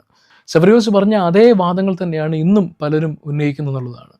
അത് മോണോഫിസൈറ്റിക് ആയിട്ടുള്ള ഐഡിയാസാണ്. പ്രധാനമായിട്ടും വീഞ്ഞും വെള്ളവും സമാസമമായി 50-50 ചേർക്കുന്നതിനെ പറ്റി, അത് മിക്സ് ചെയ്യുന്നതിനെ പറ്റി, രണ്ട് ലിക്വിഡ് മിക്സ് ചെയ്യുന്നതിൻ്റെ മിക്സിങ് തന്നെയാണ്, കലർത്തുന്നതെന്ന് തന്നെയാണ് പറയേണ്ടത്. അപ്പോൾ അതൊരു മോണോഫിസൈറ്റിക് ഐഡിയ ആണ് എന്നുള്ളത്, അത് വളരെ കൃത്യമായിട്ട് കാൽസിഡോൺ പിതാക്കന്മാർ, അല്ലെങ്കിൽ കാൽസിഡോണിലെ അദ്ദേഹത്തിൻ്റെ കണ്ടംപററീസ് ആയിട്ടുള്ള പിതാക്കന്മാർ അത് കൃത്യമായിട്ട് അദ്ദേഹത്തിനെതിരെ ഉന്നയിച്ചപ്പോൾ അദ്ദേഹം അത് ഒരിക്കലും കറക്റ്റ് ചെയ്തില്ല എന്നുള്ളതാണ്. ഞാൻ അങ്ങനെയല്ല ഉദ്ദേശിച്ചെന്നുള്ള വേറൊരു തരത്തിൽ അത് എക്സ്പ്ലെയിൻ ചെയ്യാൻ ശ്രമിക്കുക അദ്ദേഹം ചെയ്തത്. അതിന് പകരമായിട്ട് വേറെ അനാലിസിസ് ഒക്കെ സെവറിയോസ് ഇറക്കിയ എന്നുള്ളതാണ്. അതുപോലെ തന്നെ അദ്ദേഹത്തിനെതിരെ ഉന്നയിക്കപ്പെട്ട മറ്റൊരു ഹെറസിയാണ് നെസ്റ്റോറിനിസം. അത് ഉന്നയിക്കപ്പെടാനുള്ള പ്രധാന കാരണം കഴിഞ്ഞ വീഡിയോകളൊക്കെ നമ്മൾ കൃത്യമായി ഡിസ്കസ് ചെയ്തതാണ്. പ്രയർ ടു ഇൻകാർനേഷൻ 2 ഹൈപ്പോസ്റ്റാസിസ് ഉണ്ട് എന്ന് പറഞ്ഞത്. അപ്പോൾ 2 ഹൈപ്പോസ്റ്റാസിസ് ഉണ്ട് എന്ന് പറഞ്ഞപ്പോൾ വളരെ കൃത്യമായിട്ട് അദ്ദേഹത്തിൻ്റെ സമകാലികരായിട്ടുള്ള അന്ന് അദ്ദേഹത്തിൻ്റെ പ്രസംഗം കേട്ട കാൽസിഡോൺ പിതാക്കന്മാർ പറഞ്ഞു, ഇത് നെസ്റ്റോറിനിസമാണ്, താങ്കൾ പറയുന്ന നെസ്റ്റോറിനിസമാണ്, ഇത് ഹെറസിയാണെന്നുള്ള കൃത്യമായിട്ട് പറഞ്ഞു. കാരണം ഒരു മനുഷ്യ വ്യക്തി എന്ന് പറയുമ്പോൾ, അല്ലെങ്കിൽ ഒരു ഹൈപ്പോസ്റ്റാസിസ് ഉണ്ട് എന്ന് പറയുമ്പോൾ, ഹ്യൂമൻ ഹൈപ്പോസ്റ്റാസിസ്, ഹ്യൂമൻ നേച്ചറിന് its own hypostasis, its own natural hypostasis ഉണ്ടോ എന്ന് പറയുമ്പോൾ അത് നെസ്റ്റോറിനിസം ആകുന്നു സ്വാഭാവികമായിട്ട്. അതുകൊണ്ട് തന്നെ തിയോട്ടോക്കോസ് എന്ന് പറയാൻ പറ്റില്ല, അതിന് പകരം ആന്ത്രോപോട്ടോക്കോസേ പറയാൻ പറ്റുള്ളൂ, സെവറിയോസിൻ്റെ ക്രിസ്റ്റോളജി അനുസരിച്ച് എന്നുള്ളത് കൃത്യമായിട്ടൊന്ന് ചൂണ്ടിക്കാണിക്കപ്പെട്ടു. അപ്പോൾ അതിനുള്ള മറുപടി എന്തായിരുന്നു വെച്ചാൽ, അദ്ദേഹം പറയുന്നത് അതുവരെ സഭ മനസ്സിലാക്കിയ ഡെഫിനിഷൻസിൽ നിന്നും വ്യത്യസ്തമായ മറ്റൊരു ഡെഫിനിഷൻ ഹൈപ്പോസ്റ്റാസിന് കൊടുക്കാനാണ് അദ്ദേഹം ശ്രമിച്ചത്. തൻ്റെ പേഗൻ ഫിലോസഫിക്കൽ അണ്ടർസ്റ്റാൻഡിങ് അനുസരിച്ച് ഹൈപ്പോസ്റ്റാസിന് മറ്റൊരു അർത്ഥതലം കൊടുക്കാനാണ് അദ്ദേഹം ആഗ്രഹിച്ചത്. അതായത് നിഖ്യ കൗൺസിലിന് ശേഷം കപ്പഡോഷ്യൻ ഫാദേഴ്സ്, ഗ്രിഗറി, അതുപോലെ തന്നെ ബേസിൽ ദി ഗ്രേറ്റ്, ഇവരൊക്കെ ആണ് വളരെ കൃത്യമായിട്ട് ഹൈപ്പോസ്റ്റാസിസ് എന്താണ്, ഊസിയ എന്താണ്, ട്രിനിറ്റിയുടെ ചാമ്പ്യൻസ് അവരൊക്കെ വളരെ കൃത്യമായിട്ട് ഡിഫൈൻ ചെയ്ത് വെച്ചിരിക്കുന്ന കാര്യങ്ങളാണ് ഇതൊക്കെ. അപ്പോൾ ഹൈപ്പോസ്റ്റാസിസ് എന്താണെന്നും ഫൈസിസ് എന്താണെന്നും ഊസിയ എന്താണെന്നൊക്കെ വളരെ കൃത്യമായിട്ട് ഡിഫൈൻ ചെയ്ത് സഭ വെച്ചിരിക്കെ, അതിനുശേഷം ആദ്യത്തെ കോൺസ്റ്റാന്റിനോപ്പിൾ കൗൺസിൽ, അത് രണ്ടാമത്തെ എക്യുമെനിക്കൽ കൗൺസിൽ, അതിനുശേഷം എഫെസോസിലെ കൗൺസിൽ, പിന്നീട് കാൽസഡോൺ കൗൺസിൽ, ഇതൊക്കെ അവിടെ സോൾഡിഫൈ ചെയ്യുകയാണ്. അപ്പോൾ അത്ര കൃത്യമായിട്ട് സഭാപിതാക്കന്മാർ പഠിപ്പിച്ചു വെച്ച അത്തരത്തിലുള്ള വളരെ കൃത്യമായിട്ട് സഭാപിതാക്കന്മാർ പറഞ്ഞു വെച്ചിരിക്കുന്ന ഫിലോസഫിക്കൽ അണ്ടർസ്റ്റാൻഡിങ്, ആ ഡെഫിനിഷൻ, അതായത് എക്യുമെനിക്കൽ ക്രീഡ്സിൽ ഉൾപ്പെടുത്തിയിരിക്കുന്ന ഡെഫിനിഷൻ, ആ ഡെഫിനിഷന് വില കൽപ്പിക്കാതെ ഇദ്ദേഹം സ്വന്തമായിട്ട് മറ്റൊരു ഡെഫിനിഷൻ കണ്ടുപിടിക്കുകയും, അതായത് ഡിക്ഷണറി തന്നെ, സഭയുടെ ഡിക്ഷണറി തന്നെ, അല്ലെങ്കിൽ സഭയുടെ ക്രീഡൽ ഡിക്ഷണറി തന്നെ മാറ്റിമറിക്കാനായിട്ട് സെവറിയോസ് ശ്രമിച്ചു. അതായത് when he was coat red handed, ആ സ്വയം തീർത്തുന്നതിന് പകരം സെവറിയോസ് ചെയ്തത് ഡെഫിനേഷൻ തന്നെ മാറ്റുക, സഭയുടെ ഡിക്ഷണറി മാറ്റുക. സഭ അത്രയും നാളും പഠിപ്പിച്ച കപ്പഡോഷ്യൻ ഫാദേഴ്സിലൂടെ പഠിപ്പിക്കപ്പെട്ട അവർ ചെയ്ത ഫൗണ്ടേഷൻ, ആ ഫൗണ്ടേഷനിൽ നിന്ന് മാറിയിട്ട് വേറെ ഒരു അർത്ഥം കൽപ്പിക്കുക, ഒരു പേഗൻ അർത്ഥം കൽപ്പിക്കുക, ഇതൊക്കെയാണ് സെവറിയോസ് ചെയ്തത്. അപ്പോൾ സെവറിയോസ് ഒരിക്കലും തെറ്റ് സമ്മതിക്കുന്ന ഒരു വ്യക്തിയായിരുന്നില്ല. താൻ പിടിച്ച മുയലിന് 3 കൊമ്പ് എന്നുള്ള നിലപാടായിരുന്നു സെവറിയോസിന് ഉണ്ടായിരുന്നത്. അതുകൊണ്ട് തന്നെ ഒരിക്കലും അദ്ദേഹം തെറ്റ് സമ്മതിച്ചുമില്ല. മാത്രമല്ല, അദ്ദേഹത്തിൻ്റെ ആവശ്യങ്ങൾ ഒരിക്കലും അംഗീകാരയോഗ്യമായിട്ടുള്ള ആവശ്യങ്ങളായിരുന്നില്ല എന്നുള്ളതാണ്. അതുകൊണ്ട് തന്നെ റീകൺസിലേഷൻ സാധ്യമായിരുന്നില്ല. ഇത് ഒരു വ്യക്തി മാത്രമായി പോയെങ്കിൽ കുഴപ്പമില്ലായിരുന്നു. സെവറിയോസ് ചെയ്ത വലിയ ചതി എന്ന് വെച്ചാൽ, സെവറിയോസ് ഒരു വലിയ വിഭാഗത്തെ അടർത്തി മാറ്റി എന്നുള്ളതാണ്. ആ ഒരു വിഭാഗത്തെ സ്പീർ ഹെഡ് ചെയ്യുകയും അവർക്ക് ലീഡർലെസ് ആയിരുന്ന ആ ഒരു കാലഘട്ടം ഉണ്ടായിരുന്നു. ആ കാലഘട്ടത്തിൽ ഇദ്ദേഹം സിറിലിൻ്റെ റൈറ്റിങ്സ് ഒക്കെ കഴിഞ്ഞ വീഡിയോ പറഞ്ഞാണ് റീഇൻ്റർപ്രറ്റ് ചെയ്തു, റീറൈറ്റ് ചെയ്തു, അദ്ദേഹം മാറ്റി എഴുതി. സിറിലിൻ്റെ കാലഘട്ടത്തിൽ സിറിൽ എഴുതി വെച്ച ചില കാര്യങ്ങൾ ചെറിയ ആംബിഗ്വിറ്റി ഉണ്ടായിരുന്നു, അതായത് ടേംസിൻ്റെ കാര്യത്തിൽ. അതേസമയം സിറിലിൻ്റെ തിയോളജി വാസ് പെർഫെക്റ്റ്, കൃത്യമായ തിയോളജി ആയിരുന്നു സിറിലിൻ്റെ. അതൊരിക്കലും കപ്പഡോഷ്യൻ ഫാദേഴ്സിൻ്റെയോ നിഖ്യ കൗൺസിലിൻ്റെയോ ഒന്നും പറയുന്നതിൽ നിന്ന് ഒരു വ്യത്യാസം ഉണ്ടായിരുന്നില്ല. സിറിൽ എന്നും സഭയെ സംബന്ധിച്ച് സഭയുടെ സെയിൻ്റ് ആണ്, ഡോക്ടർ ഓഫ് ദ ചർച്ച് തന്നെയാണ്. അതേസമയം സിറിലിൻ്റെ റൈറ്റിങ്സിനെ പോലും ഇദ്ദേഹം റീഇൻ്റർപ്രറ്റ് ചെയ്തു, അദ്ദേഹം റീറൈറ്റ് ചെയ്തു എന്നുള്ളതാണ്. അങ്ങനെ അത് വലിയൊരു ചതിയായിരുന്നു ചെയ്തത്. അത്തരത്തിൽ ഇദ്ദേഹത്തിൻ്റെ തന്നെ ഒരു രീതി ഉണ്ടാക്കി, ഇദ്ദേഹത്തിന് തന്നെ തിയോളജി ഉണ്ടാക്കി, ഇദ്ദേഹത്തിന് തന്നെ ക്രിസ്റ്റോളജി ഉണ്ടാക്കി. അത്തരത്തിൽ സിറിൽ പോലും പറയാത്ത പ്രയർ ടു ഇൻകാർണേഷൻ 2 ഹൈപ്പോസ്റ്റാസിസ്, ഇൻകാർണേഷന് ശേഷം ഒരു നേച്ചർ മാത്രമേ ഉള്ളൂ. സിറിൽ അതൊരു പേഴ്സൺ, ഒരു ഹൈപ്പോസ്റ്റാസ് എന്നുള്ള നില സിറിൽ അവതരിപ്പിക്കുന്നത്. സിറിലിൻ്റെ റൈറ്റിങ്സ് വളരെ കൃത്യമായിട്ട് നമ്മൾ നേരത്തെ ആ കോട്ട്സ് തന്നെ നമ്മൾ കൃത്യമായിട്ട് വായിച്ചതുമാണ്. അവിടെ വളരെ കൃത്യമായിട്ട് സിറിൽ പഠിപ്പിക്കുന്നത് ദൈവിക നേച്ചറെ പറ്റിയും ഹ്യൂമൻ നേച്ചറെ പറ്റിയും ഇതൊക്കെ വളരെ വ്യത്യസ്തമായ അല്ലെങ്കിൽ ഡിസ്റ്റിങ്റ്റീവ്ലി മനസ്സിലാക്കുന്ന തരത്തിൽ തന്നെ സിറിൽ ഒരുപാട് കാര്യങ്ങൾ പഠിപ്പിച്ചിട്ടുണ്ട്. അപ്പോൾ സിറിലിൻ്റെ തിയോളജി വളരെ കൃത്യമായിരുന്നു. പക്ഷേ അതിനെയൊക്കെ മറച്ചു വെച്ചുകൊണ്ട് one incarnate nature of the Word of God എന്നുള്ള നിലയിൽ അത് പഠിപ്പിച്ച്, അത് മാത്രം എടുത്ത് ഫ്രേസ് മാത്രം എടുത്ത് തെറ്റിദ്ധരിപ്പിച്ച് ഈ ഭാഷയിലുള്ള അംബിഗ്വിറ്റിയൊക്കെ മുതലെടുത്തുകൊണ്ടാണ് സെവറിയോസ് ഒരു കൂട്ടത്തെ മൊത്തം വഴിതെറ്റിച്ച് കളഞ്ഞു എന്നുള്ളതാണ്. അതുകൊണ്ട് തികഞ്ഞ ഒരു വിഘടനവാദിയും സഭയെ വെട്ടിക്കീറി മുറിക്കുവാൻ താല്പര്യവും എന്നും ഉണ്ടായിരുന്ന സെവറിയോസ് ഒരിക്കലും റീകൺസിലിയേഷനോ കൺസിലിയേറ്ററി ആയിട്ടുള്ള ഒരു താല്പര്യം അദ്ദേഹത്തിന് ഉണ്ടായിരുന്നില്ല എന്നുള്ളതാണ്. അദ്ദേഹത്തെ സംബന്ധിച്ച് അദ്ദേഹം ഒരു വിഘടിത വിഭാഗത്തിൻ്റെ തലവൻ എന്നുള്ള നിലയിൽ അങ്ങനെ മുന്നോട്ട് പോവുക, ആ ഗ്രൂപ്പിനെ ഒരിക്കലും സഭയുമായിട്ട് യോജിക്കരുത് എന്നുള്ള ആഗ്രഹത്തിൽ തന്നെയുള്ള പ്രവർത്തനങ്ങളാണ് സെവറിയോസ് നടത്തി എന്നുള്ളതാണ്. അതുകൊണ്ടാണ് സഭ അദ്ദേഹത്തെ അത്രമാത്രം വെറുക്കുന്നത്. കൂട്ടത്തിൽ മറ്റൊരു വിഷയം കൂടി ഞാൻ പറയട്ടെ. സെവറിയോസിൻ്റെ ചരിത്രവും സെവറിയോസിൻ്റെ ദുരുപദേശങ്ങളൊക്കെ പറയുമ്പോൾ ഈ ഒരു വിഷയം കൂടി പറയാതിരുന്നാൽ ശരിയാവുകയില്ല. കാരണം ഇത്തരത്തിലുള്ള വീഡിയോസ് ചെയ്യുമ്പോൾ ചിലർ വന്നിട്ട് വളരെ വികാരാധീനരായിട്ട് കമൻറ്റുകൾ ചെയ്യാറുണ്ട്. അവർ പറയുന്ന കമൻറ്റുകൾ ഇതൊക്കെയാണ്. അതായത് മലങ്കര കത്തോലിക്ക സഭ യാക്കോബയ സഭയുടെ ട്രഡീഷൻസ് അല്ലെങ്കിൽ അത്തരത്തിലുള്ള റൂബ്രിക്സ് അതുപോലെ ലിറ്റർജിയൊക്കെ ഉപയോഗിക്കുന്നു, എന്തുകൊണ്ട് അതെടുത്തങ്ങ് കളഞ്ഞുകൂടാ, അല്ലെങ്കിൽ മോർ സെവറിയോസിൻ്റെ ലിറ്റർജിക്കൽ പോർഷൻസ്, പ്രത്യേകിച്ച് മാനിത്തോകൾ, ബൗസകൾ ഇതൊക്കെ ഉപയോഗിക്കുന്നു എന്നൊക്കെയാണ് ഇവർ പറയുന്നത്. അപ്പോൾ അതുകൊണ്ട് അതങ്ങ് എടുത്തങ്ങ് കളഞ്ഞുകൂടെ, സെവറിയോസ് ഒരു പാഷാണ്ടിയാണെങ്കിൽ എന്തുകൊണ്ട് അതങ്ങ് എടുത്ത് കളഞ്ഞുകൂടെ എന്നൊക്കെയാണ് ചോദിക്കുന്നത്. നിങ്ങളോട് പ്രത്യേകമായിട്ട് പറയാനുള്ളത്, ഇതൊക്കെ യാക്കോബ സഭയുടെ മാത്രം പൈതൃകമാണ് എന്നൊക്കെ ഉള്ളത് വളരെ തെറ്റിദ്ധാരണജനകമായിട്ടുള്ള കാര്യമാണ്. നേരത്തെ ഇത്തരത്തിലുള്ള ഇതേ കമൻസ് ഞാൻ ഓർത്തഡോക്സുകാർക്കെതിരെയും യാക്കോബക്കാർ പറയുന്നത് കേട്ടിട്ടുണ്ട്. പാത്രിക്കീസിനെ ധിക്കരിച്ചു, സ്ഥാനപ്രശ്നമാക്കപ്പെട്ട പാത്രിക്കീസിനെ കൊണ്ട് നിങ്ങൾ വാഴിച്ചു, നിങ്ങളിപ്പം പാത്രിക്കീസ് കാട്ടറബിയാണെന്ന് പറയുന്നു, അതുകൊണ്ട് നിങ്ങൾക്ക് എന്തുകൊണ്ട് നാണമില്ലേ ഈ വേഷഭൂഷാദികൾ ഇട്ടുകൊണ്ട് നടക്കാനായിട്ട്, അതുപോലെ നിങ്ങൾക്ക് ലിറ്റർജി എടുത്താൽ കളയരുതോ എന്നൊക്കെ അവരോടും ചോദിക്കുന്ന കേൾക്കാം. ഇതൊരു വളരെ ബാലിശമായിട്ടുള്ളൊരു രീതിയാണ്. യാക്കോബയ സുറിയാനി സഭയുടെ മാത്രം പൈതൃകമാണ് ഇതൊക്കെ എന്നുള്ളത് അബദ്ധധാരണയാണ്. പൊട്ടക്കണക്കിലെ തവളകൾക്ക് ഇത്തരത്തിലുള്ള അബദ്ധധാരണകൾ പറയാൻ സാധിക്കത്തുള്ളൂ എന്നുള്ളതാണ്. അപ്പോൾ നിങ്ങൾ മനസ്സിലാക്കേണ്ടത്, സെവറിയോസിൻ്റെ പേരിൽ ആട്രിബ്യൂട്ട് ചെയ്യപ്പെട്ടിട്ടുള്ള ഈ കുർബാനയുടെ തുടക്കത്തിൽ ചൊല്ലുന്ന മാനിത്തോ, അതുപോലും സെവറിയോസ് ഒറിജിനലി എഴുതിയതല്ല, അദ്ദേഹം ട്രാൻസ്ലേറ്റ് ചെയ്യുക മാത്രമാണ് ചെയ്തത്. ഈ മാനിത്തോ തന്നെ ഒറിജിനലി എഴുതിയിരിക്കുന്നത് അത്തനേഷ്യസ് പിതാവാണ്. അത്തനേഷ്യസ് പിതാവിന് ശേഷം അതേ പ്രാർത്ഥന തന്നെ പിന്നീട് ജോൺ ക്രിസോസ്റ്റം പിതാവ് തൻ്റെതായ രീതിയിൽ റീറൈറ്റ് ചെയ്തിട്ടുണ്ട്. ജോൺ ക്രിസോസ്റ്റം എന്ന് പറഞ്ഞാൽ സ്വർണ്ണനാവുകാരനായ ഇവാനിയോസ്, അദ്ദേഹം എഴുതിയ, അല്ലെങ്കിൽ ഇവർ രണ്ടുപേരുടെയും റൈറ്റിംഗ് സംയോജിപ്പിച്ചിട്ടാണ് സെവറിയോസ് ഈ ഒരു മാനിത്തോ എഴുതുന്നത്. അല്ലാതെ ഒറിജിനലി ഇദ്ദേഹം എഴുതിയതല്ല. അതിനകത്തിലെ വേർഡിങ്സ് ഒക്കെ വളരെ കൃത്യമായിട്ട് നിങ്ങൾക്ക് സെർച്ച് ചെയ്താൽ മനസ്സിലാക്കാനുള്ളതേ ഉള്ളൂ. അപ്പോൾ അതിന് ഒരുപാട് മറ്റ് തെളിവുകളുമുണ്ട്. അതായത് ആ ചരിത്രകാരന്മാരൊക്കെ അത് അംഗീകരിക്കുന്ന ഒരു കാര്യം കൂടി തന്നെയാണ്. അപ്പോൾ ഇത് റോങ്ലി സെവറിയോസിനെ ആട്രിബ്യൂട്ട് ചെയ്തിരിക്കുകയാണ്. അദ്ദേഹം ട്രാൻസ്ലേറ്റ് ചെയ്യുക മാത്രമാണ് ചെയ്തത്. എക്സൈലായിരുന്ന കാലഘട്ടത്തിൽ ഒരുപാട് എക്സ്റ്റെൻസീവ്ലി ഗ്രീക്ക് പിതാക്കന്മാരുടെ റൈറ്റിങ്സ്, നേരത്തെ പറഞ്ഞു സിറിലിൻ്റെ ഉൾപ്പെടെയുള്ള റൈറ്റിങ്സ് റീറൈറ്റ് ചെയ്തു. അതായത് ഞാൻ നേരത്തെ പറഞ്ഞിരുന്നു സിറിലിൻ്റെ റൈറ്റിങ്സ് പോലും ഇദ്ദേഹം തിരുത്തി എന്നുള്ളത്. അതായത് ഹൈപ്പോസ്റ്റാസിസ് എന്ന് പറഞ്ഞിരിക്കുന്നത്, അല്ലെങ്കിൽ ഫ്ലൂയിഡ്ലി ഉപയോഗിക്കുന്ന സിറിലിൻ്റെ റൈറ്റിങ്സ് ഹൈപ്പോസ്റ്റാസിസും ഫൈസിസും ഒക്കെ ഇൻ്റർചേഞ്ചബിളി ഉപയോഗിച്ചിട്ടുണ്ട്. അങ്ങനെ ഹൈപ്പോസ്റ്റാസിസ് എന്ന് പറഞ്ഞതിനെയൊക്കെ, അതായത് ക്നൂമ എന്ന് പറഞ്ഞതിനെ മാറ്റിയിട്ട് ക്യാനയൊക്കെ ആക്കി സിറിയാക്കിൽ അദ്ദേഹം ഈ സെവറിയോസ് എഴുതിയിട്ടുണ്ട്. അപ്പം സിറിലിൻ്റെ റൈറ്റിങ്സും അതുപോലെ തന്നെ ഈ പറയുന്ന അത്തനേഷ്യസ് പിതാവിൻ്റെയും ജോൺ ക്രിസോസ്റ്റത്തിൻ്റെ ഒക്കെ റൈറ്റിങ്സ് എക്സ്റ്റെൻസീവ്ലി ട്രാൻസ്ലേറ്റ് ചെയ്ത ഒരു വ്യക്തിയാണ് ഈ സെവറിയോസ്. അതുപോലെ തന്നെ മാഗ്ബൂഗിലെ ഫിനോക്സിലോസും അത് ചെയ്തിട്ടുണ്ട്. അപ്പോൾ ഇവരൊക്കെ ട്രാൻസ്ലേറ്റ് ചെയ്യുകയാണ് കൂടുതലും ചെയ്യുന്നത്. കൂടുതലും ഗ്രീക്ക് പിതാക്കന്മാരുടെ ഒറിജിനൽ റൈറ്റിങ്സ് ട്രാൻസ്ലേറ്റ് ചെയ്യുകയാണ്. അത് റോങ്ലിയാണ് നിങ്ങൾ ഈ പറയുന്ന പോലെ സെവറിയോസിനെ ആട്രിബ്യൂട്ട് ചെയ്യുന്നത് എന്നുള്ളതാണ് ചരിത്ര യാഥാർത്ഥ്യം. അതിന് മറ്റ് തെളിവുകൾ കൂടി ഞാൻ തരാം. അതായത് യാക്കോബയ സഭയുടെ തന്നെ പാത്രിക്കീസ് ആയിരുന്ന മൈക്കിൾ ദ സിറിയൻ, അദ്ദേഹം തൻ്റെ ക്രോണിക്കിളിൽ 8ാമത്തെ ബുക്കിൽ അദ്ദേഹം പറയുന്നതാണ്, he rendered into Syriac the prayers of Saint Athanasius which begins only begotten Son and the Word of the father.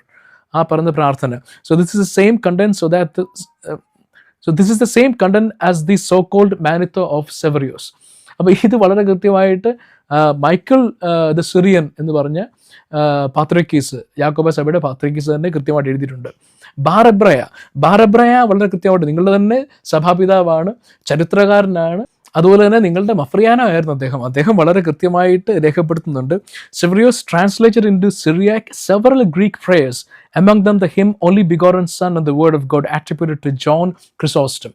അതായത് മൈക്കൽ ദ സിറിയൻ പറയുന്നു അത്തനേഷ്യസ് പിതാവിൻ്റെയാണ് ആ മാനിത്തോ എന്ന് പറയുന്നു. അതേപോലെ തന്നെ ബാർ എബ്രയ കൃത്യമായിട്ട് പറയുന്നു അത് ജോൺ ക്രിസോസ്റ്റത്തിൻ്റെയാണ്, സ്വർണ്ണനാവുകാരനായ ഇവാനിയോസിൻ്റെ പ്രാർത്ഥനയാണത് എന്ന് പറയുന്നുണ്ട്. And again the Syriac version is an adaptation, not a new composition. ഇത് വളരെ കൃത്യമായിട്ടും നിങ്ങളുടെ തന്നെ സഭാചരിത്രകാർ, പാത്രിക്കീസ്മാർ, മഫ്രിയാനമാർ, സഭാചരിത്രകാരന്മാർ കൃത്യമായിട്ട് രേഖപ്പെടുത്തിയിരിക്കുന്ന കാര്യം തന്നെയാണ്. അതുപോലെ തന്നെ life of Severus, Zachariah of Mytilene, Syriac recension എന്നാണ് പറയുന്നത്. Zachariah walks through Severus monastic period and early episcopacy, noting, അദ്ദേഹം പറഞ്ഞിരിക്കുന്നത് ഇങ്ങനെയാണ്, he translated the prayer of the fathers into the Syriac tongue for the benefit of the faithful. അപ്പോൾ ഫെയ്ത്ത്ഫുള്ളിന് വേണ്ടി ഇദ്ദേഹം ഇങ്ങനെ ഗ്രീക്ക് പിതാക്കന്മാരുടെ, സഭാപിതാക്കന്മാരുടെ റൈറ്റിങ്സ് ഇദ്ദേഹം സിറിയാക്കിലേക്ക് ട്രാൻസ്ലേറ്റ് ചെയ്തെന്ന് അദ്ദേഹം വളരെ കൃത്യമായിട്ട് പറയുന്നുണ്ട്. These prayers of the fathers are precisely the same Athanasian or Chrysostamic texts എന്നുള്ള കൃത്യമായിട്ട് ഈ സെക്രിയായും പറഞ്ഞിട്ടുണ്ട്. മാത്രമല്ല modern critical scholarship A Baumstark, a Syriac echo of the Greek hymn Monogenes translated by Severus of അന്ത്യോക്യ, അത് തന്നെയാണ് ഈ പറയുന്ന മാനിത്തോ എന്ന് പറയുന്നത്. അതുപോലെ തന്നെ നിങ്ങളുടെ തന്നെ റീസെൻ്റ്ലി യാക്കോബ സഭയിലേക്ക് ചേക്കേറിയ സെബാസ്റ്റ്യൻ ബ്രോക്ക്, വളരെ അറിയപ്പെട്ട വിഖ്യാത സിറിയാക് പണ്ഡിതനായ സെബാസ്റ്റ്യൻ ബ്രോക്ക് പറഞ്ഞിരിക്കുന്ന ഇതാണ്, Severus was a translator of Greek liturgical hymns The attribution Manetho of Severus refers to his Syriac version, not to original authorship. Syriac വേർഷനാണ് അദ്ദേഹം എഴുതിയത്, നോട്ട് ഒറിജിനൽ ഓതർഷിപ്പ്. ഒറിജിനലി അദ്ദേഹം അല്ല എഴുതിയെന്നുള്ളത് ഈ സെബാസ്റ്റ്യൻ ബ്രൂക്കും കൃത്യമായിട്ട് പറഞ്ഞു വെച്ചിട്ടുണ്ട്. The monogenes prayer was widespread in Greek liturgy long before Severus, 4th to 5th century. അപ്പോൾ ഇത് വളരെ കൃത്യമായിട്ട് സെബാസ്റ്റ്യൻ ബ്രൂക്ക് തന്നെ, നിങ്ങളുടെ ആൾ തന്നെയാണ്, നിങ്ങളുടെ സഭയിലേക്ക് റീസെൻ്റ്ലി ചേക്കേറിയ വളരെ പ്രായാധിക്യത്തിൽ യാക്കോബ സഭയിലേക്ക് വന്ന സെബാസ്റ്റ്യൻ ബ്രൂക്ക് കൃത്യമായിട്ട് പറഞ്ഞിരിക്കുകയാണ്. അതായത് ഈ മോണോജനസ് പ്രെയർ, ഈ പ്രെയറാണ് നിങ്ങൾ മാനിത്തോ എന്ന് പറയുന്നത്. ഈ മാനിത്തോ ഒറിജിനലി ഗ്രീക്ക് സഭാപിതാക്കന്മാർ എഴുതിയതാണ്. വളരെ വൈഡ് സ്പ്രെഡായിട്ട് യൂസേജിൽ ഉണ്ടായിരുന്ന പ്രാർത്ഥനയാണ്. ആ പ്രാർത്ഥന ഇദ്ദേഹം ട്രാൻസ്ലേറ്റ് ചെയ്യുക മാത്രമാണ് ചെയ്തിരിക്കുന്നത് എന്നുള്ളതാണ്. അങ്ങനെ നിരവധി മോഡേൺ സ്കോളേഴ്സ് ഈ വിഷയത്തിൽ വളരെ കൃത്യമായിട്ട് കാര്യങ്ങൾ പറഞ്ഞിട്ടുണ്ട്. അത് കമ്പാരിറ്റീവ് സ്റ്റഡീസിന് പോലും ഇന്ന് നിങ്ങൾക്ക് അവൈലബിൾ ആണ്. നിങ്ങൾക്ക് അതൊക്കെ എടുത്ത് പരിശോധിക്കാം എന്നുള്ളതാണ്. അതേ വാക്കുകൾ, അതായത് അത്തനേഷ്യസ് പിതാവ് ഉപയോഗിച്ച പ്രയറിൽ അതേ വാക്കുകൾ തന്നെയാണ് ജോൺ ക്രിസോസ്റ്റം ഉപയോഗിക്കുന്നത്. അദ്ദേഹം ചെറിയ മാറ്റങ്ങളാണ് വരുത്തിയിരിക്കുന്നത്. ഇതിൻ്റെ സംയോജനമാണ് ഈ സെവറിയോസ് നടത്തിയിരിക്കുന്നത്. ആ വാക്കുകളൊക്കെ, ആ പ്രയോഗങ്ങളൊക്കെ വളരെ കൃത്യമായിട്ട് തന്നെ ആ പിതാക്കന്മാരുടെ റൈറ്റിങ്സ് തന്നെ അദ്ദേഹം ട്രാൻസ്ലേറ്റ് ചെയ്യുക മാത്രമാണ് ചെയ്തിരിക്കുന്നത്.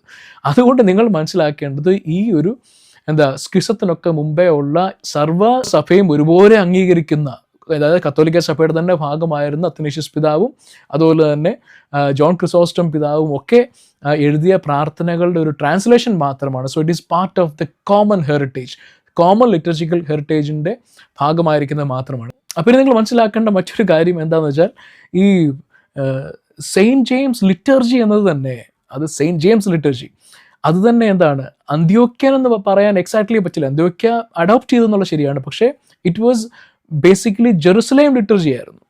സെയിൻറ്റ് ജെയിംസ് എന്ന് പറഞ്ഞാൽ കർത്താവിൻ്റെ സഹോദരനായ യാക്കോബ് ശ്ലീഹ, അദ്ദേഹം ഒരിക്കലും അന്ത്യോക്യയുടെ ബിഷപ്പായിരുന്നില്ല. അദ്ദേഹം യെരുശലേമിൻ്റെ പാത്രികീസ, യെരുശലേമിൻ്റെ ബിഷപ്പായിട്ടാണ് അറിയപ്പെടുന്നത്. ബൈബിളിലും വളരെ കൃത്യമായിട്ട് യെരുശലേം കൗൺസിലിനെ പറ്റിയൊക്കെ രേഖപ്പെടുത്തിയിട്ടുണ്ട്. അദ്ദേഹത്തിൻ്റെ ലിറ്റർജിയാണ് ഈ saint James liturgy. Originally that was written in Greek language, അതും ഗ്രീക്കിൽ എഴുതപ്പെട്ടതാണ്. അത് പിന്നീട് ഈ സിറിയാക്കിലേക്ക് ട്രാൻസ്ലേറ്റ് ചെയ്യുക മാത്രമാണ് ചെയ്തതെന്നുള്ളതാണ്. അപ്പോൾ ഒറിജിനലി ഈ സെയിൻറ്റ് ജെയിംസ് ലിറ്റർജി പോലും അന്ത്യോക്യൻ എന്ന് പറയാൻ പറ്റില്ല, അന്ത്യോക്യയിലേക്ക് പിന്നീട് അഡോപ്റ്റ് ചെയ്യപ്പെട്ടതാണ്. അതും originally was part of the mother church എന്ന് പറയുന്ന യെരുശലേം സഭയുടെ ഭാഗമായിട്ട് വന്ന ലിറ്റർജി, ആദ്യ ലിറ്റർജി എന്നുള്ള നിലയിൽ നമ്മൾ സെയിൻറ്റ് ജെയിംസ് ലിറ്റർജിയെ പറയുന്നത്. അപ്പോൾ അതും ഇന്ന് യാക്കോബ സഭ അത് ഇൻഹെറിറ്റ് ചെയ്തിട്ടുണ്ടെങ്കിൽ അത് അവർക്ക് ലഭിച്ചു എന്നുള്ളതാണ്, അല്ലാതെ അവരുണ്ടാക്കിയെടുത്തതല്ല. അപ്പം അതുപോലും it is part of the common heritage. മാത്രമല്ല സിറിയാക്കിലേക്ക് ഗ്രീക്ക് എന്ന് പറഞ്ഞാൽ സഭയുടെ ഭാഷ തന്നെയായിരുന്നു. ന്യൂ ടെസ്റ്റ്മെൻറ്റും പുരാതന ലിറ്റർജികളൊക്കെ ഗ്രീക്കിൽ തന്നെയാണ് എഴുതപ്പെട്ടത്. ഗ്രീക്കായിരുന്നു ഭൂരിപക്ഷം സഭയിൽ സംസാരിച്ചുകൊണ്ടിരുന്ന സഭയുടെ ഭാഷ എന്നുള്ളത്. അതിൽ നിന്നും ഈ റീജിയണൽ ആവശ്യങ്ങൾക്ക് വേണ്ടിയാണ് ഇത്തരത്തിൽ സിറിയാക്കിലേക്കൊക്കെ ട്രാൻസ്ലേറ്റ് ചെയ്യപ്പെട്ടത്. അപ്പോൾ ഇന്ന് യാക്കോബ സഭ ഉപയോഗിച്ചതെന്ന് പറയുമ്പോൾ ഈ പ്രധാനപ്പെട്ട ഇതിൻ്റെ മെയിൻ ഫ്രെയിം വർക്ക് എന്നുള്ളത് it is a common heritage to all the church. എല്ലാ സഭയ്ക്കും ഉള്ള കോമൺ ഹെറിറ്റേജ് ആണ്. ഇത് ഞങ്ങളുടെ മാത്രമാണ്, നിങ്ങളതങ്ങ് എടുത്ത് മാറ്റണം എന്നൊക്കെ പറയുന്നത് ഈ പറഞ്ഞ റൂബ്രിക്സും ഈ പറഞ്ഞ ട്രഡീഷൻസ്, ഈ പറഞ്ഞ വേഷഭൂഷ, ഇതൊക്കെ അന്നുണ്ടായിരുന്ന സഭയിൽ നിന്നും അങ്ങോട്ടും ഇങ്ങോട്ടും ഒക്കെ ചെറിയ വേരിയേഷൻസ് ഒക്കെ വരുത്തി ഒക്കെ ഒപ്പിച്ചെടുത്തിട്ടുള്ളതൊക്കെയാണ് ഇതൊക്കെ എല്ലാം. അപ്പോൾ ഇത് അതുകൊണ്ട് മലങ്കര കത്തോലിക്ക സഭ അതെടുത്തും കളയണം, അല്ലെങ്കിൽ അത് ഉപയോഗിക്കാൻ പാടില്ല എന്നൊക്കെ ഉള്ളത് വളരെ ബാലിഷ്യമായിട്ടുള്ള, ഈ കൊച്ചുകുട്ടികളൊക്കെ പറയുന്ന പോലെ എൻ്റെ നാരങ്ങ മുട്ടായി നീ തന്ന നാരങ്ങ മുട്ടായി നീ തിരിച്ചതാ എന്നൊക്കെ പറയുന്ന പോലത്തെ രീതികളാണ്. വളരെ ബാലിഷ്യമാണത്. അത് ചരിത്രത്തെപ്പറ്റി അല്ലെങ്കിൽ ലിറ്റർജിക്കൽ ചരിത്രത്തെപ്പറ്റി യാതൊരു അവബോധം ഇല്ലാത്തതുകൊണ്ടാണ് ഇത്തരത്തിലുള്ള മണ്ടൻ കമൻസ് ഒക്കെ വന്ന് എഴുതുന്നത്. അതൊക്കെ ഒഴിവാക്കുക, വളരെ ബാലിഷ്യമാണ്, മണ്ടത്തരമാണ്. നിങ്ങൾ കിണറ്റിൽ കിടക്കുന്ന മാക്കൽ കൂട്ടങ്ങളാണ്. അതുകൊണ്ടാണ് അതിനപ്പുറം നിങ്ങൾക്ക് ചരിത്ര അവബോധം ഇല്ലാതെ പോയി എന്നുള്ളതാണ്. മറ്റു തരത്തിൽ പറയുകയാണെങ്കിൽ, ഞാനത് 1-2 കമൻറ്റുകളിൽ ചിലരോട് പറഞ്ഞിരുന്നു, ഒറിജിനെ പോലുള്ള മഹാരഥന്മാർ, സഭയുടെ സഭാപിതാക്കന്മാർ, അതായത് 2nd century 3rd century ആ കാലഘട്ടത്തിൽ ജീവിച്ചിരുന്ന വ്യക്തിയാണ് അദ്ദേഹം. അതായത് പ്രീനൈസിയൻ പീരീഡാണ്. അദ്ദേഹത്തിൻ്റെ ഗ്രന്ഥങ്ങളൊക്കെ, അദ്ദേഹത്തിൻ്റെ വർക്ക്സൊക്കെ അമൂല്യങ്ങളാണ്. സർവ്വസഭയും ഒരുപോലെ ഉപയോഗിക്കുന്നതാണ് അദ്ദേഹത്തിൻ്റെ റൈറ്റിങ്സ് എന്നുള്ളതാണ്. അതേസമയം അദ്ദേഹത്തിൻ്റെ എല്ലാ റൈറ്റിങ്സും നമ്മൾ എടുക്കുന്നെങ്കിലും നമ്മൾ തെറ്റെന്ന് മനസ്സിലാക്കുന്ന ഒരുപാട് റൈറ്റിങ്സും ഉണ്ട് അദ്ദേഹത്തിൻ്റെ എഴുത്തുകളിൽ. അദ്ദേഹം അപ്പോക്കറ്റാസ്റ്റാസിസ് എന്നൊരു ദുരുപദേശം പഠിപ്പിച്ചു എന്നുള്ളതാണ്. അതിൻ്റെ കൂടെ അപ്പോക്കറ്റാസിസിൻ്റെ കൂടെ പ്രീ എക്സിസ്റ്റൻസ് ഓഫ് സോൾ കൂടി അദ്ദേഹം പഠിപ്പിച്ചു. അങ്ങനെ സഭ പിന്നീട് അത് മനസ്സിലാക്കുകയും അദ്ദേഹത്തെ കണ്ടം ചെയ്യുകയും ചെയ്തിരുന്നു. അതുകൊണ്ട് കണ്ടം ചെയ്തു, അല്ലെങ്കിൽ അത് ഹെറസിയാണെന്ന് സഭ കൗൺസിൽസിൽ, എക്യുമെനിക്കൽ കൗൺസിൽസിൽ പ്രഖ്യാപിച്ചു എന്നതുകൊണ്ട് ഒറിജിനൽ റൈറ്റിങ്സ് എന്നും ആരും പഠിക്കാതിരിക്കുന്നില്ല. ഇന്നും ഒറിജിനൽ റൈറ്റിങ്സ് ആൾക്കാർ കൃത്യമായിട്ടുള്ള, തെറ്റായിട്ടുള്ളത് എടുക്കണ്ട, വേണ്ടാത്തതൊക്കെ കളയുക, വേണ്ടിയത് കൃത്യമായിട്ടുള്ളതൊക്കെ സ്വീകരിക്കാമല്ലോ. അതുകൊണ്ട് അത്തരത്തിൽ സർവ്വസഭയും സ്വീകരിക്കുന്നുണ്ട്. അതുകൊണ്ട് തന്നെ കൃത്യമായി സഭാപിതാക്കന്മാരുടെ ട്രാൻസ്ലേഷൻസ് ഒക്കെ സെവറിയൂസ് ചെയ്തത്, അതിനകത്തിൽ മിയാഫിസാറ്റിക് ആയിട്ടുള്ള പാഷാണ്ഡത ഇല്ലാത്തതൊക്കെ വളരെ കൃത്യമായിട്ട് ഏത് സഭയ്ക്ക് ഉപയോഗിക്കാൻ പറ്റും. അതിലൊരു തെറ്റും എനിക്ക് കാണാൻ സാധിക്കുന്നില്ല എന്നുള്ളതാണ്. അതുകൊണ്ട് ഇത്തരത്തിൽ ഞങ്ങളുടെ ലിറ്റർജി ഇതായോ എന്നൊക്കെ പറയുന്നത് വളരെ ബാലിഷ്യമായിട്ടുള്ള, വളരെ ചീപ്പായിട്ടുള്ള വാദഗതികളാണ്. ഇതിനൊന്നും മറുപടി ഇല്ലാത്തത് കൊണ്ട് മാത്രമാണ് ഇത്തരത്തിലുള്ള ഈ മോങ്ങൽ കൊണ്ട് ആൾക്കാർ ഇറങ്ങുന്നതെന്നുള്ളതാണ്. നമുക്ക് തിരിച്ച് അദ്ദേഹത്തിൻ്റെ ആ ചരിത്രത്തിലേക്ക് വരാം. ചുരുക്കം പറഞ്ഞാൽ ഇത്തരത്തിലുള്ള സമാന്തര പ്രവർത്തനങ്ങൾ നടത്തിയ ഒരു വ്യക്തിയെ എങ്ങനെ പിന്നീട് യാക്കോബക്കാർ ഗ്ലോറിഫൈ ചെയ്യുന്നു എന്നുള്ളതാണ് നമ്മൾ ശ്രദ്ധിച്ച് കാണേണ്ട ഒരു കാര്യം. അതായത് ഇങ്ങനൊരു വ്യക്തിയെ എങ്ങനെ നമുക്ക് നന്നാക്കിയെടുക്കാൻ പറ്റും, ഗ്ലോറിഫൈ ചെയ്യാൻ പറ്റും, അതിന് ചെയ്യാൻ ഉള്ള ഏറ്റവും വലിയ വഴി പിന്നീട് അവർ കണ്ടുപിടിച്ചു എന്നുള്ളതാണ്. അദ്ദേഹത്തിൻ്റെ പേരിൽ മിറക്കിൾസ് ആട്രിബ്യൂട്ട് ചെയ്യുക, അദ്ദേഹത്തിൻ്റെ പേരിൽ എർത്ത്ക്വേക്സ് ആട്രിബ്യൂട്ട് ചെയ്യുക, ഇത്തരത്തിലുള്ള പ്രവർത്തനങ്ങളാണ് പിന്നീട് കാണുന്നത്. അതായത് ഞാൻ ഈ പറഞ്ഞു വന്ന ചരിത്രങ്ങൾ മുഴുവൻ, ഇതെല്ലാം എഴുതിയിരിക്കുന്ന അദ്ദേഹത്തിൻ്റെ കണ്ടംപററി ചരിത്രത്തിൽ നിന്ന്, അതായത് അദ്ദേഹത്തിൻ്റെ കാലഘട്ടത്തിൽ അദ്ദേഹത്തിൻ്റെ കണ്ടംപററീസ് എഴുതിയ ചരിത്രങ്ങളൊക്കെയാണ്.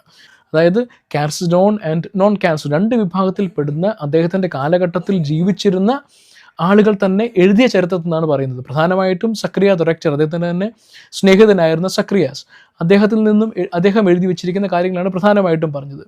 ജോൺ ഓഫ് എഫെസസ്, അദ്ദേഹവും അവരുടെ തന്നെ ആൾ. ഇങ്ങനെയുള്ള ആളുകളിൽ നിന്നും അന്നത്തെ ആളുകൾ തന്നെ എഴുതിയ ചരിത്രമാണിതൊക്കെ. ഈ ഒരു ചരിത്രത്തിലും ഒരു അത്ഭുതങ്ങളും ഈ പറയുന്ന എർത്ത്ക്വേക്കും ഇതൊന്നും അദ്ദേഹത്തിൻ്റെ പേരിൽ ആട്രിബ്യൂട്ട് ചെയ്യപ്പെട്ടിട്ടില്ല എന്നുള്ളതാണ് എൻ്റെ വാസ്തവം. അതായത് ആ കാലഘട്ടത്തിൽ ജീവിച്ച ആരും ഇദ്ദേഹം ഒരു അത്ഭുതം ചെയ്തതായിട്ടോ, ഇദ്ദേഹം മുടന്തനെ സൗഖ്യമാക്കിയതായിട്ടോ, അല്ലെങ്കിൽ പക്ഷപാതക്കാരെ ഉയർപ്പിച്ചതായിട്ടോ, അതുപോലെ തന്നെ ആ എർത്ത്ക്വേക്ക് ഇദ്ദേഹത്തിൻ്റെ പേരിൽ ആട്രിബ്യൂട്ട് ചെയ്യുക, എർത്ത്ക്വേക്കിനെ ഇദ്ദേഹം തടഞ്ഞു, അതുപോലെ ഒരുപാട് മിറക്കിൾസ് ഇദ്ദേഹത്തിൻ്റെ പേരിൽ ആട്രിബ്യൂട്ട് ചെയ്തിട്ടുണ്ട്. ഉദാഹരണത്തിന് വളരെ ഫേമസ് ആയിട്ടുള്ള ഒരു മിറക്കിളുണ്ട്. അതായത് ഇദ്ദേഹം എക്സൈലിൽ പോയ സമയത്ത്, ഈജിപ്തിൽ പോയ സമയത്ത് അവിടെ ഒരു മൊനാസ്ട്രിയിൽ ചെന്ന് പെടുന്നു. അവിടെ കുർബാന നടക്കുന്ന സമയമാണ്. അവിടെ ഒരു ചീഫ് സെലിബ്രൻ്റ് ആയിട്ടുള്ള അവിടുത്തെ സന്യാസി, അദ്ദേഹം അവിടെ ഹോളി ലിറ്റർജി സെലിബ്രേറ്റ് ചെയ്യുമ്പോൾ, കുർബാന ആഘോഷിക്കുമ്പോൾ അവിടെ ഹോളി എലമെൻറ്റ്സ് അപ്പം അവിടെ കാണാതെ പോകുന്നു. ഇദ്ദേഹം പുറയിൽ വന്നു നിപ്പുണ്ട് എന്നുള്ള കാര്യം ഇദ്ദേഹത്തിന് അറിയത്തില്ല. അപ്പം 2 തവണ ഇത്തരത്തിൽ സംഭവിക്കുന്നുണ്ടേ അദ്ദേഹം ഭയങ്കരമായിട്ട് ഭയപരിവേഷനാകുന്നു. അദ്ദേഹം എന്നിട്ട് അവിടെയുള്ള എല്ലാവരോടും പറയുന്നു, അതായത് എൻ്റെ പാപം കൊണ്ടോ നിങ്ങളുടെ പാപം കൊണ്ടോ അപ്പം കാണുന്നില്ല എന്നുള്ളത് പറയുന്നു. അപ്പം ഒരു മിറക്കുലസ്ലി ഒരു ദൂതൻ പ്രത്യക്ഷപ്പെട്ടത് അദ്ദേഹത്തിനോട് പറയുകയാണ്, നിങ്ങൾ അപ്പം കാണാതെ പോയതിൻ്റെ കാരണം ഒരു പാത്രിക്കീസ് ഇവിടെ ഉണ്ട്, ആ പാത്രിക്കീസ് ഉള്ളപ്പോൾ നിങ്ങൾക്ക് അത് ചെയ്യാനായിട്ട് യാതൊരു അവകാശമില്ല എന്ന് അദ്ദേഹത്തോട് പറയുന്നു. അപ്പോൾ അദ്ദേഹം പോയിട്ട് നോക്കുന്നുണ്ടേ ഇദ്ദേഹത്തെ കാണുന്നു, അങ്ങനെ അദ്ദേഹത്തെ സ്വീകരിക്കുന്നു. പിന്നെ അദ്ദേഹം ആണ് ബാക്കി ചെയ്യുന്നത്. ഇത്തരത്തിലുള്ള മിറക്കിൾസ്. പിന്നെ അതുപോലെ തന്നെ മുമ്പേ പറഞ്ഞ പോലെ അദ്ദേഹം ഒരുപാട് സൗഖ്യം നടത്തി, ഒരുപാട് പേരെ മരിച്ചവരെ ഉയർപ്പിച്ചു എന്നൊക്കെ പറയുന്ന പോലത്തിലുള്ള വലിയ മിറക്കിൾസ് ഒക്കെയാണ് അദ്ദേഹത്തിൻ്റെ പേരിൽ ആട്രിബ്യൂട്ട് ചെയ്യപ്പെടുന്നത്. ഈ ചരിത്രങ്ങളൊന്നും അദ്ദേഹം ജീവിച്ചിരുന്ന കാലഘട്ടത്തിലോ അതിന് ശേഷം ഒരു 100 വർഷത്തിലോ ഒരു 150 വർഷത്തിലോ 200 വർഷത്തിൽ പോലും ആരും ഒരിക്കലും പറഞ്ഞിട്ടില്ല. ഒരു സോഴ്സിലും കാണുന്നില്ല. അതൊക്കെ എഴുതപ്പെട്ടത് പിന്നീടാണ്. അതായത് 700 AD ശേഷമുള്ള എഴുത്തുകളാണ്. 1-2 ആദ്യത്തെ ചില റൈറ്റിങ്സിൽ കാണുന്നുണ്ട്. പിന്നീട് extensively എഴുതപ്പെട്ടതൊക്കെ 10th century 11th century ആയിട്ടുള്ള സിറിയാക് റൈറ്റിങ്സിലാണ് ഇതൊക്കെ കാണുന്നത്. അപ്പോൾ ഇതൊക്കെ പിൽക്കാലത്ത് ഇദ്ദേഹത്തിൻ്റെ പേരിൽ ഇദ്ദേഹത്തെ ഗ്ലോറിഫൈ ചെയ്യും. ഇങ്ങനൊരു വ്യക്തിയെ ഗ്ലോറിഫൈ ചെയ്യണം. കാരണം ഒരു സ്ഥാപകൻ വേണം. ശരിക്കും അദ്ദേഹം ഒരു സ്ഥാപകൻ അല്ല എന്നുള്ളതാണ് അടുത്ത ഭാഗം നമുക്ക് പറയാം. അതായത് യാക്കോബായ സഭയുടെ ഒരു സ്ഥാപകനല്ല അദ്ദേഹം ഒരിക്കലും. അതിന് കാരണം ഞാൻ പറഞ്ഞു വരാം. അപ്പോൾ ഇവർക്ക് ഇദ്ദേഹത്തെ ഗ്ലോറിഫൈ ചെയ്ത് ഇദ്ദേഹത്തെ നന്നാക്കിയെടുക്കണം, മാത്രമല്ല വിശുദ്ധനാക്കിയെടുക്കണം.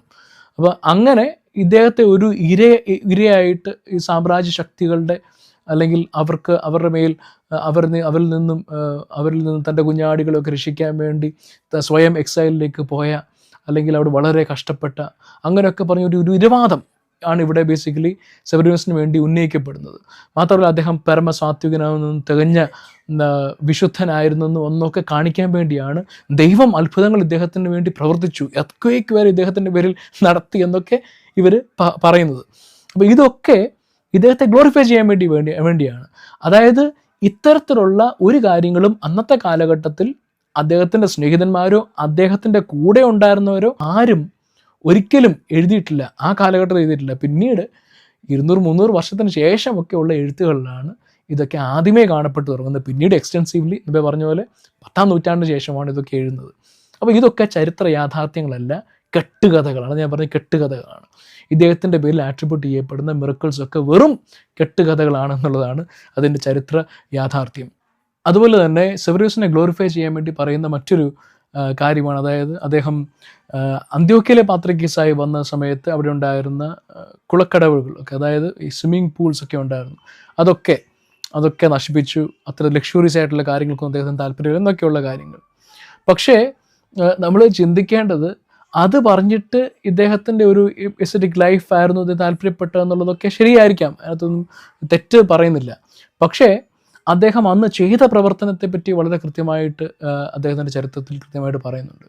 അതായത് രാജാവിൻ്റെ പിൻബലത്തോടെ അധികാരദണ്ഡ് ഉപയോഗിച്ച് അവിടെയുള്ള കാൽസിഡോൺ വിശ്വാസികളെയും ബിഷപ്പ്മാരെയും അവരെയൊക്കെ സ്ഥാനഭ്രഷ്ടരാക്കുകയും പുരോഹിതന്മാരെയും അവരെയൊക്കെ പുറത്താക്കുകയും പള്ളികൾ പിടിച്ചെടുക്കുകയും മഠങ്ങൾ പിടിച്ചെടുക്കുകയും അങ്ങനെ രാജ്യത്വത്തിൻ്റെ സകല സപ്പോർട്ടോടുകൂടെ അത് അത്തരത്തിൽ അടിച്ചമർത്തലുകൾ നടത്തുകയും ചെയ്തു. മാത്രമല്ല ഇതൊക്കെ അദ്ദേഹം പറയുന്ന കൽപ്പനകൾ അംഗീകരിക്കാത്ത അവിടുത്തെ ഭരണാധിപന്മാരെയൊക്കെ അനസ്തേഷ്യസ് ചക്രവർത്തിയെ ഇൻഫ്ലുവൻസ് ചെയ്തിട്ട് അവരെയൊക്കെ തൽസ്ഥാനത്ത് നിന്ന് പുറത്താക്കുകയോ ജയിലടയ്ക്കുകയോ ഒക്കെ ചെയ്തിട്ടുണ്ട്. അപ്പോൾ സെവറിയോസിനെ പറ്റി എത്ര പുകഴ്ത്തി പറഞ്ഞെന്ന് പറഞ്ഞാലും, അല്ലെങ്കിൽ അദ്ദേഹം ഒരു സന്യാസിവര്യനായിരുന്നു, അല്ലെങ്കിൽ ലോകത്തിലുള്ള ലൗകിക താല്പര്യങ്ങളോട് താല്പര്യമില്ലാത്ത വ്യക്തിയായിരുന്നു എന്തൊക്കെ പറഞ്ഞാലും അന്ത്യോക്യയുടെ ലെജിറ്റിമേറ്റ് ആയിട്ടുള്ള പാത്രിക്കീസ് ആയിരുന്ന ഫ്ലാവിയൻ രണ്ടാമനെ അദ്ദേഹത്തെ പുറത്താക്കാൻ വേണ്ടി ഇവർ ഈ അന്നുണ്ടായിരുന്ന നോൺ കാൽസിഡോൺസ്, അതായത് സെവറിയോസിൻ്റെ നേതൃത്വമുള്ളവരെല്ലാവരും വളരെ ശക്തമായ സമ്മർദ്ദമാണ് അവിടെ ചക്രവർത്തിയുടെ മേൽ നടത്തിയെന്നുള്ളതാണ്. അപ്പോൾ അവിടെ അങ്ങനെ ഒരു പാത്രിക്കീസിനെ ഡിപ്പോസ് ചെയ്തിട്ടാണ് ആ സ്ഥാനത്ത് ഇദ്ദേഹം അവരോധിതനാകുന്നത്. ചുരുക്കം പറഞ്ഞാൽ താൻ വിതച്ചത് തന്നെയാണ് താൻ പിൽക്കാലത്ത് കൊയ്തു എന്നുള്ളതാണ് ചരിത്രപരമായിട്ടുള്ള യാഥാർത്ഥ്യം.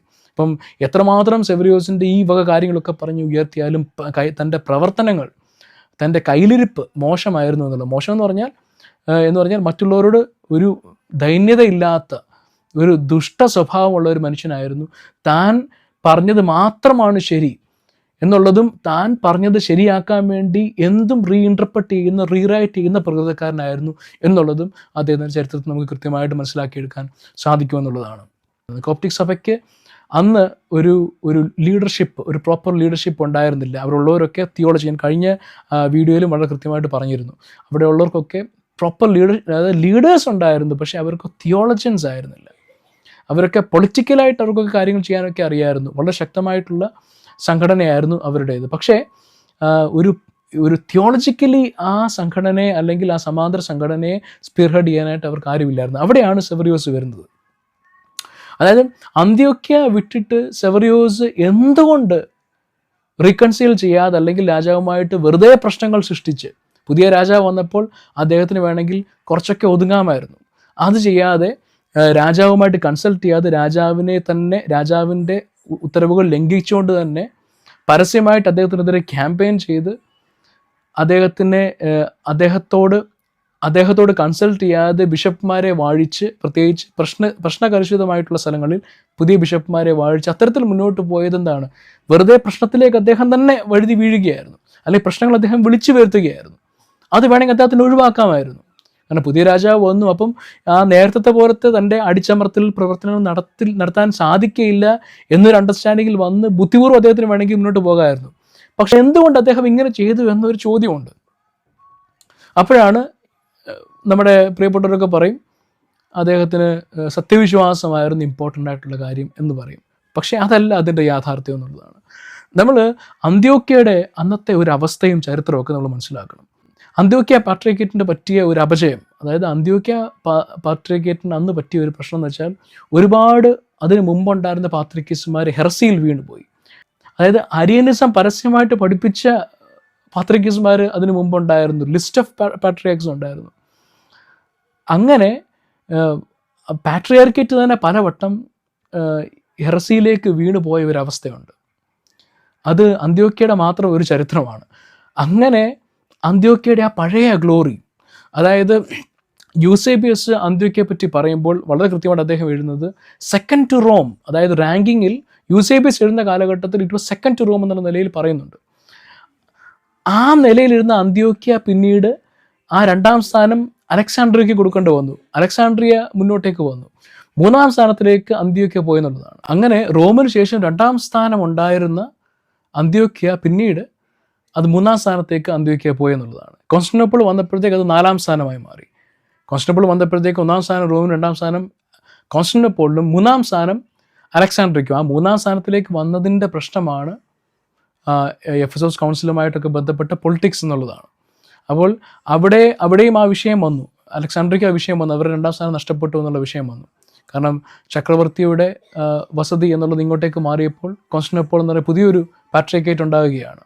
മാത്രമല്ല പൊളിറ്റിക്കലി അതുപോലെ തന്നെ കൊമേഴ്ഷ്യലി ഒക്കെ അത് വലിയൊരു പ്രദേശമായി മാറുകയും മാത്രമല്ല അന്ത്യോക്യയുടെ പ്രധാന ഭാഗങ്ങളൊക്കെ കോൺസ്റ്റന്റിനോപ്പിൾ കൊണ്ടുപോവുകയും ചെയ്തു. അങ്ങനെ 4ാം സ്ഥാനത്തേക്ക് തഴയപ്പെട്ട അന്ത്യോക്യ. മാത്രമല്ല നേരത്തെ പറഞ്ഞ പോലെ ഒരുപാട് പാഷാണ്ടികളായിരുന്ന പാത്രിക്കീസുമാരും ഉണ്ടായിരുന്ന ഒരു പാട്രിക്കേറ്റ് കൂടിയാണ് അന്ത്യോക്യ. അങ്ങനെ എല്ലാ രീതിയിലും അതിൻ്റെ ഗ്ലോറി നഷ്ടപ്പെട്ട അന്ത്യോക്യ പാട്രിക്കേറ്റിൽ തുടരുക എന്നുള്ളത് വലിയൊരു താല്പര്യമുള്ള കാര്യം സെവറിയോസിന് പോലും ആയിരുന്നില്ല എന്നുള്ളതാണ് എൻ്റെ യാഥാർത്ഥ്യം. കാരണം അതിനു മുമ്പേ, അതായത് കാൽസിഡോൺ കൗൺസിലിന് ശേഷം 2 വിഭാഗങ്ങളായിട്ടുള്ള പൊരിഞ്ഞ അടി 2 വിഭാഗങ്ങളായിട്ട് മാറി. പലതവണ കാൽസിഡോൺ പക്ഷത്തിലുള്ള പാത്രിക്കീസുമാർ വന്നു, അതിന് നോൺ കാൽസിഡോൺ പാത്രിക്കീസുമാർ വന്നു, അവർ തമ്മിലുള്ള പ്രശ്നം. അപ്പോൾ രാജാവ് മാറുകയും തിരിച്ചും വരുമ്പോൾ ഒക്കെ എന്താണ്, അതിനനുസരിച്ച് പാത്രിക്കീസുമാർ മാറുന്നു. അങ്ങനെയുള്ള പൊളിറ്റിക്കൽ ഇൻസ്റ്റബിലിറ്റി, തിയോളജിക്കലായിട്ടുള്ള പ്രശ്നങ്ങൾ, ഇതൊക്കെ കൊണ്ട് അന്ത്യോക്യ അതിൻ്റെ പഴയ ഗ്ലോറിയൊക്കെ നഷ്ടപ്പെട്ട് ഒരവസ്ഥയിലാണ് സെവറിയോസ് പാത്രിക്കീസ് ആകുന്ന ഒരു കാലഘട്ടം എന്ന് പറഞ്ഞാൽ. അതുകൊണ്ട് തന്നെ അവിടെ തുടരുക എന്നുള്ളത് സെവറിയോസിനെ സംബന്ധിച്ച് വലിയൊരു കാര്യമൊന്നും ആയിരുന്നില്ല. അദ്ദേഹത്തെ സംബന്ധിച്ച് നോക്കുമ്പോൾ അന്നത്തെ കാലഘട്ടത്തിൽ പറയുന്ന ഇതാണ്, അതായത് അന്നത്തെ ഒരു അപ്രോക്സിമേറ്റുള്ള സെൻസസ് ആണ്. ഏകദേശം 2 മില്യൺ ആളുകൾ അന്ത്യോക്യയുമായിട്ട് ബന്ധപ്പെടുത്തി ഉണ്ടായിരുന്നെങ്കിൽ അന്ന് കോപ്റ്റിക് സഭ അല്ലെങ്കിൽ അലക്സാണ്ട്രിയ സഭയ്ക്ക് ഉണ്ടായിരുന്നത് ഏകദേശം 11 to 12 മില്യൺ ആളുകളാണ് അന്നുണ്ടായിരുന്നത്, പോപ്പുലേഷനാണ്, ഫെയ്ത്ത്ഫുൾസ് ആയിരുന്നുണ്ടായിരുന്നത്. അപ്പം ദർ ഈസ് നോ കമ്പാരിസൺ. അത്രമാത്രം വലിയൊരു പാട്രിക്കേറ്റ് ആണ് ഈ അലക്സാണ്ട്രിയൻ പാട്രിക്കേറ്റ് അന്ത്യോക്യയുമായിട്ട് കമ്പയർ ചെയ്യും. അപ്പോൾ സെവറിയോസിനെ സംബന്ധിച്ചിടത്തോളം അവിടെ ഒരു ലീഡർലെസ് ആയിട്ടുള്ളൊരവസ്ഥ, നാഥനില്ലാത്തൊരവസ്ഥ. അതേസമയം അവിടെ പാത്രിക്കീസുമാരൊക്കെ ഉണ്ട്, പക്ഷേ അവർക്ക് തിയോളജിക്കലായിട്ട് അവരെ സ്പീർ ഹെഡ് ചെയ്യാനായിട്ട് ആരുമില്ല. അപ്പോൾ ആ പദവിയിലേക്കാണ് സെവറിയോസ് വരുന്നത്. അതായത് ഡിഫാക്റ്റോ നേതാവായി മാറുകയാണ് സെവറിയോസ് ചെയ്തത്. നോൺ കാൽസിഡോൺ വിഭാഗത്തിൻ്റെ ഡിഫാക്റ്റോ നേതാവായിട്ട് അദ്ദേഹം മാറി എന്നുള്ളതാണ്. അപ്പോൾ അന്ത്യോക്യയിലെ പാത്രിക്കീസ് സ്ഥാനം എന്നുള്ളത് വലിയൊരു സ്ഥാനമൊന്നും ആയിരുന്നില്ല അന്നത്തെ കാലഘട്ടത്തിൽ. അതിൻ്റെ ഗ്ലോറിയും ഇല്ലായിരുന്നു. മാത്രമല്ല എപ്പം വേണമെങ്കിലും നഷ്ടപ്പെടാവുന്ന ഒരു സ്ഥാനമാണ്.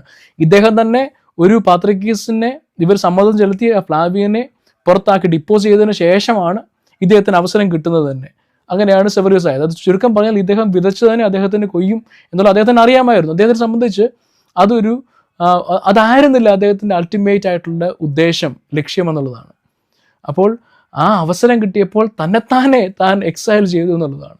അങ്ങനെ AD 536 ഔദ്യോഗികമായിട്ട് സഭ അദ്ദേഹത്തെ അനാഥമ ചെയ്തതിനു ശേഷം ഇദ്ദേഹത്തെ പിടിക്കാനായിട്ട് ചക്രവർത്തി ഒരുപാട് പരിശ്രമങ്ങൾ നടത്തി. പക്ഷേ അതൊന്നും വിജയിച്ചില്ല എന്നുള്ളത്. കാരണം അത്രമാത്രം സപ്പോർട്ട് അന്നവിടെ അലക്സാണ്ട്രിയയിൽ കോപ്റ്റിക് സപ്പോർട്ട് ഉണ്ടായിരുന്നു. അതുകൊണ്ട് അദ്ദേഹത്തെ പിടിക്കാൻ സാധിച്ചില്ല. പക്ഷേ അദ്ദേഹം വാഴിച്ച എല്ലാവരെയും ക്രാക്ക് ഡൗൺ ചെയ്തു, എല്ലാവരെയും ജയിലിൽ അടച്ചു. അത് അവിടെ ഉണ്ടായിരുന്നു. അതായത് ജോൺ ഓഫ് എഫെസസ് തന്നെ എഴുതുന്ന ഒരു ഭാഗമുണ്ട്. അതായത് ഞങ്ങൾക്ക് അവിടെ പുരോഹിതന്മാരില്ലാതെയായി, ഒരു പുരോഹിതൻ പോലും ഇല്ലാതെയായി എന്നൊരവസ്ഥ പറ്റി അദ്ദേഹം ജോൺ ഓഫ് എഫെസസ് അവിടെ പറയുന്നുണ്ട്. അങ്ങനെ AD 538 അദ്ദേഹം മരണമടഞ്ഞു. അദ്ദേഹം സ്ഥാപിച്ച സമാന്തര സഭ തിയോളജിക്കലായിട്ടുള്ളതല്ല, അദ്ദേഹത്തിൻ്റെ തിയോളജി, മിയാഫിസിറ്റിസം എന്ന് അദ്ദേഹം ഉണ്ടാക്കിയ ആ തിയോളജിയിൽ വിഭാഗം മുന്നോട്ട് പോയി. കോപ്റ്റിക് സഭ പ്രത്യേകിച്ച് വളരെ ശക്തിപൂർവ്വം മുന്നോട്ട് പോയി. അതേസമയം ഇദ്ദേഹം തന്നെ നേരിട്ട് സമാന്തരമായിട്ട് അദ്ദേഹം തന്നെ എക്സൈലിൽ ഉണ്ടായിരുന്ന സമയത്ത് വാഴിച്ച അത്തരത്തിൽ സമാന്തരമായിട്ട് മുന്നോട്ട് കൊണ്ടുപോകാൻ ശ്രമിച്ച ആ സഭയെ മുഴുവൻ ചക്രവർത്തിയും അന്നത്തെ കാൽസിഡോൺ ഗ്രൂപ്പും കൂടി ക്രാക്ക് ഡൗൺ ചെയ്തു. അവരെയൊക്കെ കുറേ പേരെ തിരിച്ച് കൺവേർട്ട് ചെയ്യിപ്പിച്ചു, അല്ലാത്തവരെയൊക്കെ ജയിലിലടയ്ക്കുകയും ഒക്കെ ചെയ്തു എന്നുള്ളതാണ് അതിൻ്റെ ചരിത്ര യാഥാർത്ഥ്യം. അങ്ങനെ AD 538 സെവറിയോസിൻ്റെ മരണത്തോടെ താൻ ഉണ്ടാക്കിയ സമാന്തര സംഘടനയും മരണമടഞ്ഞു എന്നുള്ളതാണ് അതിൻ്റെ യാഥാർത്ഥ്യം. താൻ ഉണ്ടാക്കിയ തൻ്റെ കൈവപ്പോടെ മുന്നോട്ട് പോയ ആ സംഘടന അവസാനിച്ചെങ്കിലും തൻ്റെ ഫിലോസഫീസ്, താൻ പഠിപ്പിച്ച തൻ്റെ തിയോളജി, തൻ്റെ ക്രിസ്റ്റോളജി അത് ഇന്നും നിലനിൽക്കുന്നു എന്നുള്ളതാണ് മറ്റൊരു യാഥാർത്ഥ്യം. കോപ്റ്റിക് സഭയിലൂടെ വളരെ ശക്തമായിട്ട്, അതുപോലെ തന്നെ യാക്കോബായ സഭയിലൂടെ, യാക്കോബ് ബുർദാനിലൂടെ പുതുതായി സ്ഥാപിക്കപ്പെട്ട കോപ്റ്റിക് കൈവപ്പിൽ സ്ഥാപിക്കപ്പെട്ട യാക്കോബായ സഭയിലൂടെ, മാത്രമല്ല കോപ്റ്റിക് സഭ രണ്ടായിട്ട് മാറി അത് എത്യോപ്യൻ എറിത്രിയൻ സഭയായി, ഈ സഭകളിലൂടെയൊക്കെ ഇന്നും ഈ കാലഘട്ടത്തിലും നമ്മളിപ്പോഴും മറുപടി പറഞ്ഞുകൊണ്ടിരിക്കുകയാണ്. സെഫറിയോസിൻ്റെ അബദ്ധജടിലമായിട്ടുള്ള പാഷാണ്ഡ ഉപദേശങ്ങൾ പുൽകുന്ന, അല്ലെങ്കിൽ അത്തരത്തിലുള്ള തീവ്രമായിട്ടുള്ള ഉപദേശങ്ങൾ ഇന്നും അത്തരത്തിൽ പഠിപ്പിക്കുന്നവരും ഇന്നുമുണ്ട്. കോപ്റ്റിക് സഭ അദ്ദേഹത്തെ ആദരിച്ചുകൊണ്ട് 2 പെരുന്നാളുകളാണ് അവർ ആഘോഷിക്കുന്നത്. സെഫറിയോസിൻ്റെ തീവ്ര നിലപാടുകൾ, ആ പാഷാണ്ഡതയിലേക്ക് ചാരി നിന്നുകൊണ്ടുള്ള നിലപാടുകൾ ഇന്നും പുൽകുന്നവർ ഒരുപാട് പേരുണ്ട്. അതേസമയം ഇന്നത്തെ ഓറിയൻ്റൽ ഓർത്തഡോക്സിൻ്റെ പ്രധാനപ്പെട്ട തിയോളജൻസൊക്കെ അത്തരത്തിലുള്ള തീവ്ര നിലപാടിലേക്ക് പോകണ്ട എന്നുള്ള ചിന്താഗതിക്കാരുമുണ്ട്. ഫോർ എക്സാമ്പിൾ ഫാദർ പീറ്റർ ഫാരിങ്ടനെ പോലുള്ളവരൊക്കെ സെഫറിയോസിൻ്റെയൊക്കെ പക്ഷത്ത്, അതായത് ഈ ചരിത്രങ്ങളൊക്കെ അവരുടെ പക്ഷത്ത് നിന്ന് അവതരിപ്പിക്കുമെങ്കിലും അത്തരത്തിലുള്ള തീവ്ര നിലപാടുകളിലേക്ക് പോകേണ്ട ആവശ്യമില്ല എന്നും സഭയുടെ ഐക്യങ്ങളൊക്കെ ഇത്തരത്തിൽ സാധ്യമാക്കുന്നതാണ് നല്ലത്, ഇനിയും സെഫറിയോസിനെ പിടിച്ചുകൊണ്ടിരിക്കേണ്ടതില്ല എന്നുള്ള നിലയിൽ ഒരുപാട് വീഡിയോസ് പറയുന്നത് ഞാൻ തന്നെ ശ്രദ്ധിച്ചിട്ടുണ്ട്. എന്തായാലും സത്യസഭയെ സംബന്ധിച്ചിടത്തോളം സെഫറിയോസ് ഒരു വിഘടനവാദിയായിരുന്നു, ഒരു വഴക്കാളിയായിരുന്നു, പ്രശ്നക്കാരനായിരുന്നു, താൻ പോരുമക്കാരനായിരുന്നു, സഭയെ ശിഥിലമാക്കിയ ഒരു വ്യക്തി തന്നെയാണ്. സഭയെ സ്കിസത്തിലേക്ക് നയിച്ച, അല്ലെങ്കിൽ ആ സ്കിസം ഹീൽ ചെയ്യാൻ സാധ്യമായിരുന്നു. ഈ സെഫറിയോസ് ഇല്ലായിരുന്നെങ്കിൽ ആ സഭ തിരിച്ച് ആ സഭയെ ഒരു സഭ എന്നുള്ള നിലയിൽ മുന്നോട്ട് പോകാനുള്ള സകല സാഹചര്യങ്ങളും ഉണ്ടായിരുന്നു. പക്ഷേ അത് ഒരിക്കലും സാധ്യമല്ലാത്ത നിലയിലേക്ക് ഇത് നയിച്ചത് സെഫറിയോസിൻ്റെ പ്രവർത്തനങ്ങളും സെഫറിയോസിൻ്റെ താൻപോരുമയും സെഫറിയോസിൻ്റെ അഹങ്കാരവും സെഫറിയോസിൻ്റെ ധാർഷ്ട്യവും ധിക്കാരവും, മാത്രമല്ല സെഫറിയോസിൻ്റെ അബദ്ധജടിലമായിട്ടുള്ള തിയോളജിയുമായിരുന്നു.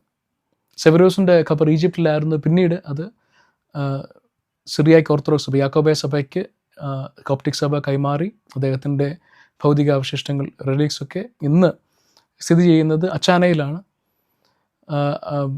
ബെയ്റൂട്ടിലെ അവിടെയുള്ള അവരുടെ പാട്രിയാർക്കേറ്റ് തന്നെയാണ്. അവിടുത്തെ ഒരു പള്ളിയുണ്ട്, ആ പള്ളിയിലാണ് അദ്ദേഹത്തിൻ്റെ റിമെയിൻസ്, മോഡൽ റിമെയിൻസ് എന്നുള്ളത്.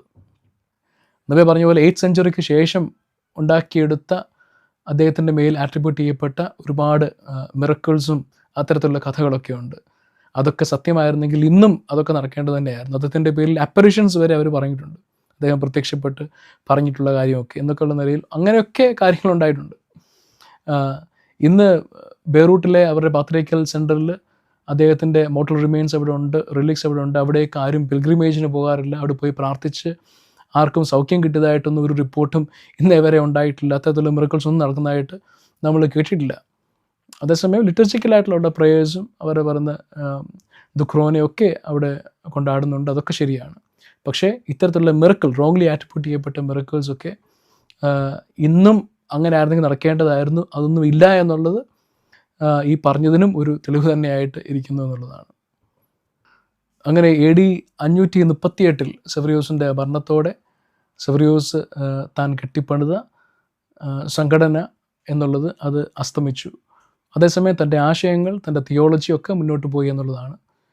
അതിൻ്റെ കണ്ടിന്യൂവേഷൻ എന്നുള്ള ക്ലെയിമിൽ പിൽക്കാലത്ത് വന്ന സഭയാണ് യാക്കോബായ സഭ. ഇദ്ദേഹത്തിൻ്റെ മരണശേഷം AD 544 യാക്കോബ് ബുർദ്വാനയ്ക്ക് കോപ്റ്റിക് കൈവപ്പോടെ യാക്കോബായ സഭ ആരംഭിക്കുന്നത്. സെഫറിയോസിൻ്റെ സഭയിലെ ഒരു ബിഷപ്പ് പോലും ഉണ്ടായിരുന്നു. ഒറിജിനൽ അന്ത്യോക്യ സഭയുടെ ബിഷപ്പ് ഇല്ലായിരുന്നു. ഇദ്ദേഹം സമാന്തരമായിട്ടുണ്ടാക്കിയ ഒരു സഭയുടെ സംഘടനയിൽ ഒരു ബിഷപ്പ് പോലും ഈ യാക്കോബായ സഭയുടെ ഭാഗമായിട്ട് ആദ്യം മുതൽക്ക് ഉണ്ടായിരുന്നില്ല എന്നുള്ളതാണ് അതിൻ്റെ ചരിത്ര യാഥാർത്ഥ്യം. അടുത്ത വീഡിയോയിൽ പറയാൻ പോകുന്നത് യാക്കോബായ സഭയുടെ ഉത്ഭവത്തെ പറ്റിയാണ്. സെഫറിയോസിൻ്റെ കാലശേഷം AD 538 ശേഷം 544 യാക്കോബായ സഭയുടെ തുടക്കം. ആ ചരിത്രമാണ് ഇനി അടുത്ത വീഡിയോയിൽ പറയാൻ ആഗ്രഹിക്കുന്നത്. പലപ്പോഴും തെറ്റായിട്ടുള്ള ചരിത്രങ്ങളും തെറ്റിദ്ധാരണകളൊക്കെയാണ് പലരിലേക്കും എത്താറുള്ളത്. ഇത് അങ്ങനെയല്ല. ഇത് കൃത്യമായ ചരിത്രമാണ്. മിഥ്യാധാരണകളൊക്കെ മാറി യഥാർത്ഥ ചരിത്രം ആളുകൾ മനസ്സിലാക്കട്ടെ.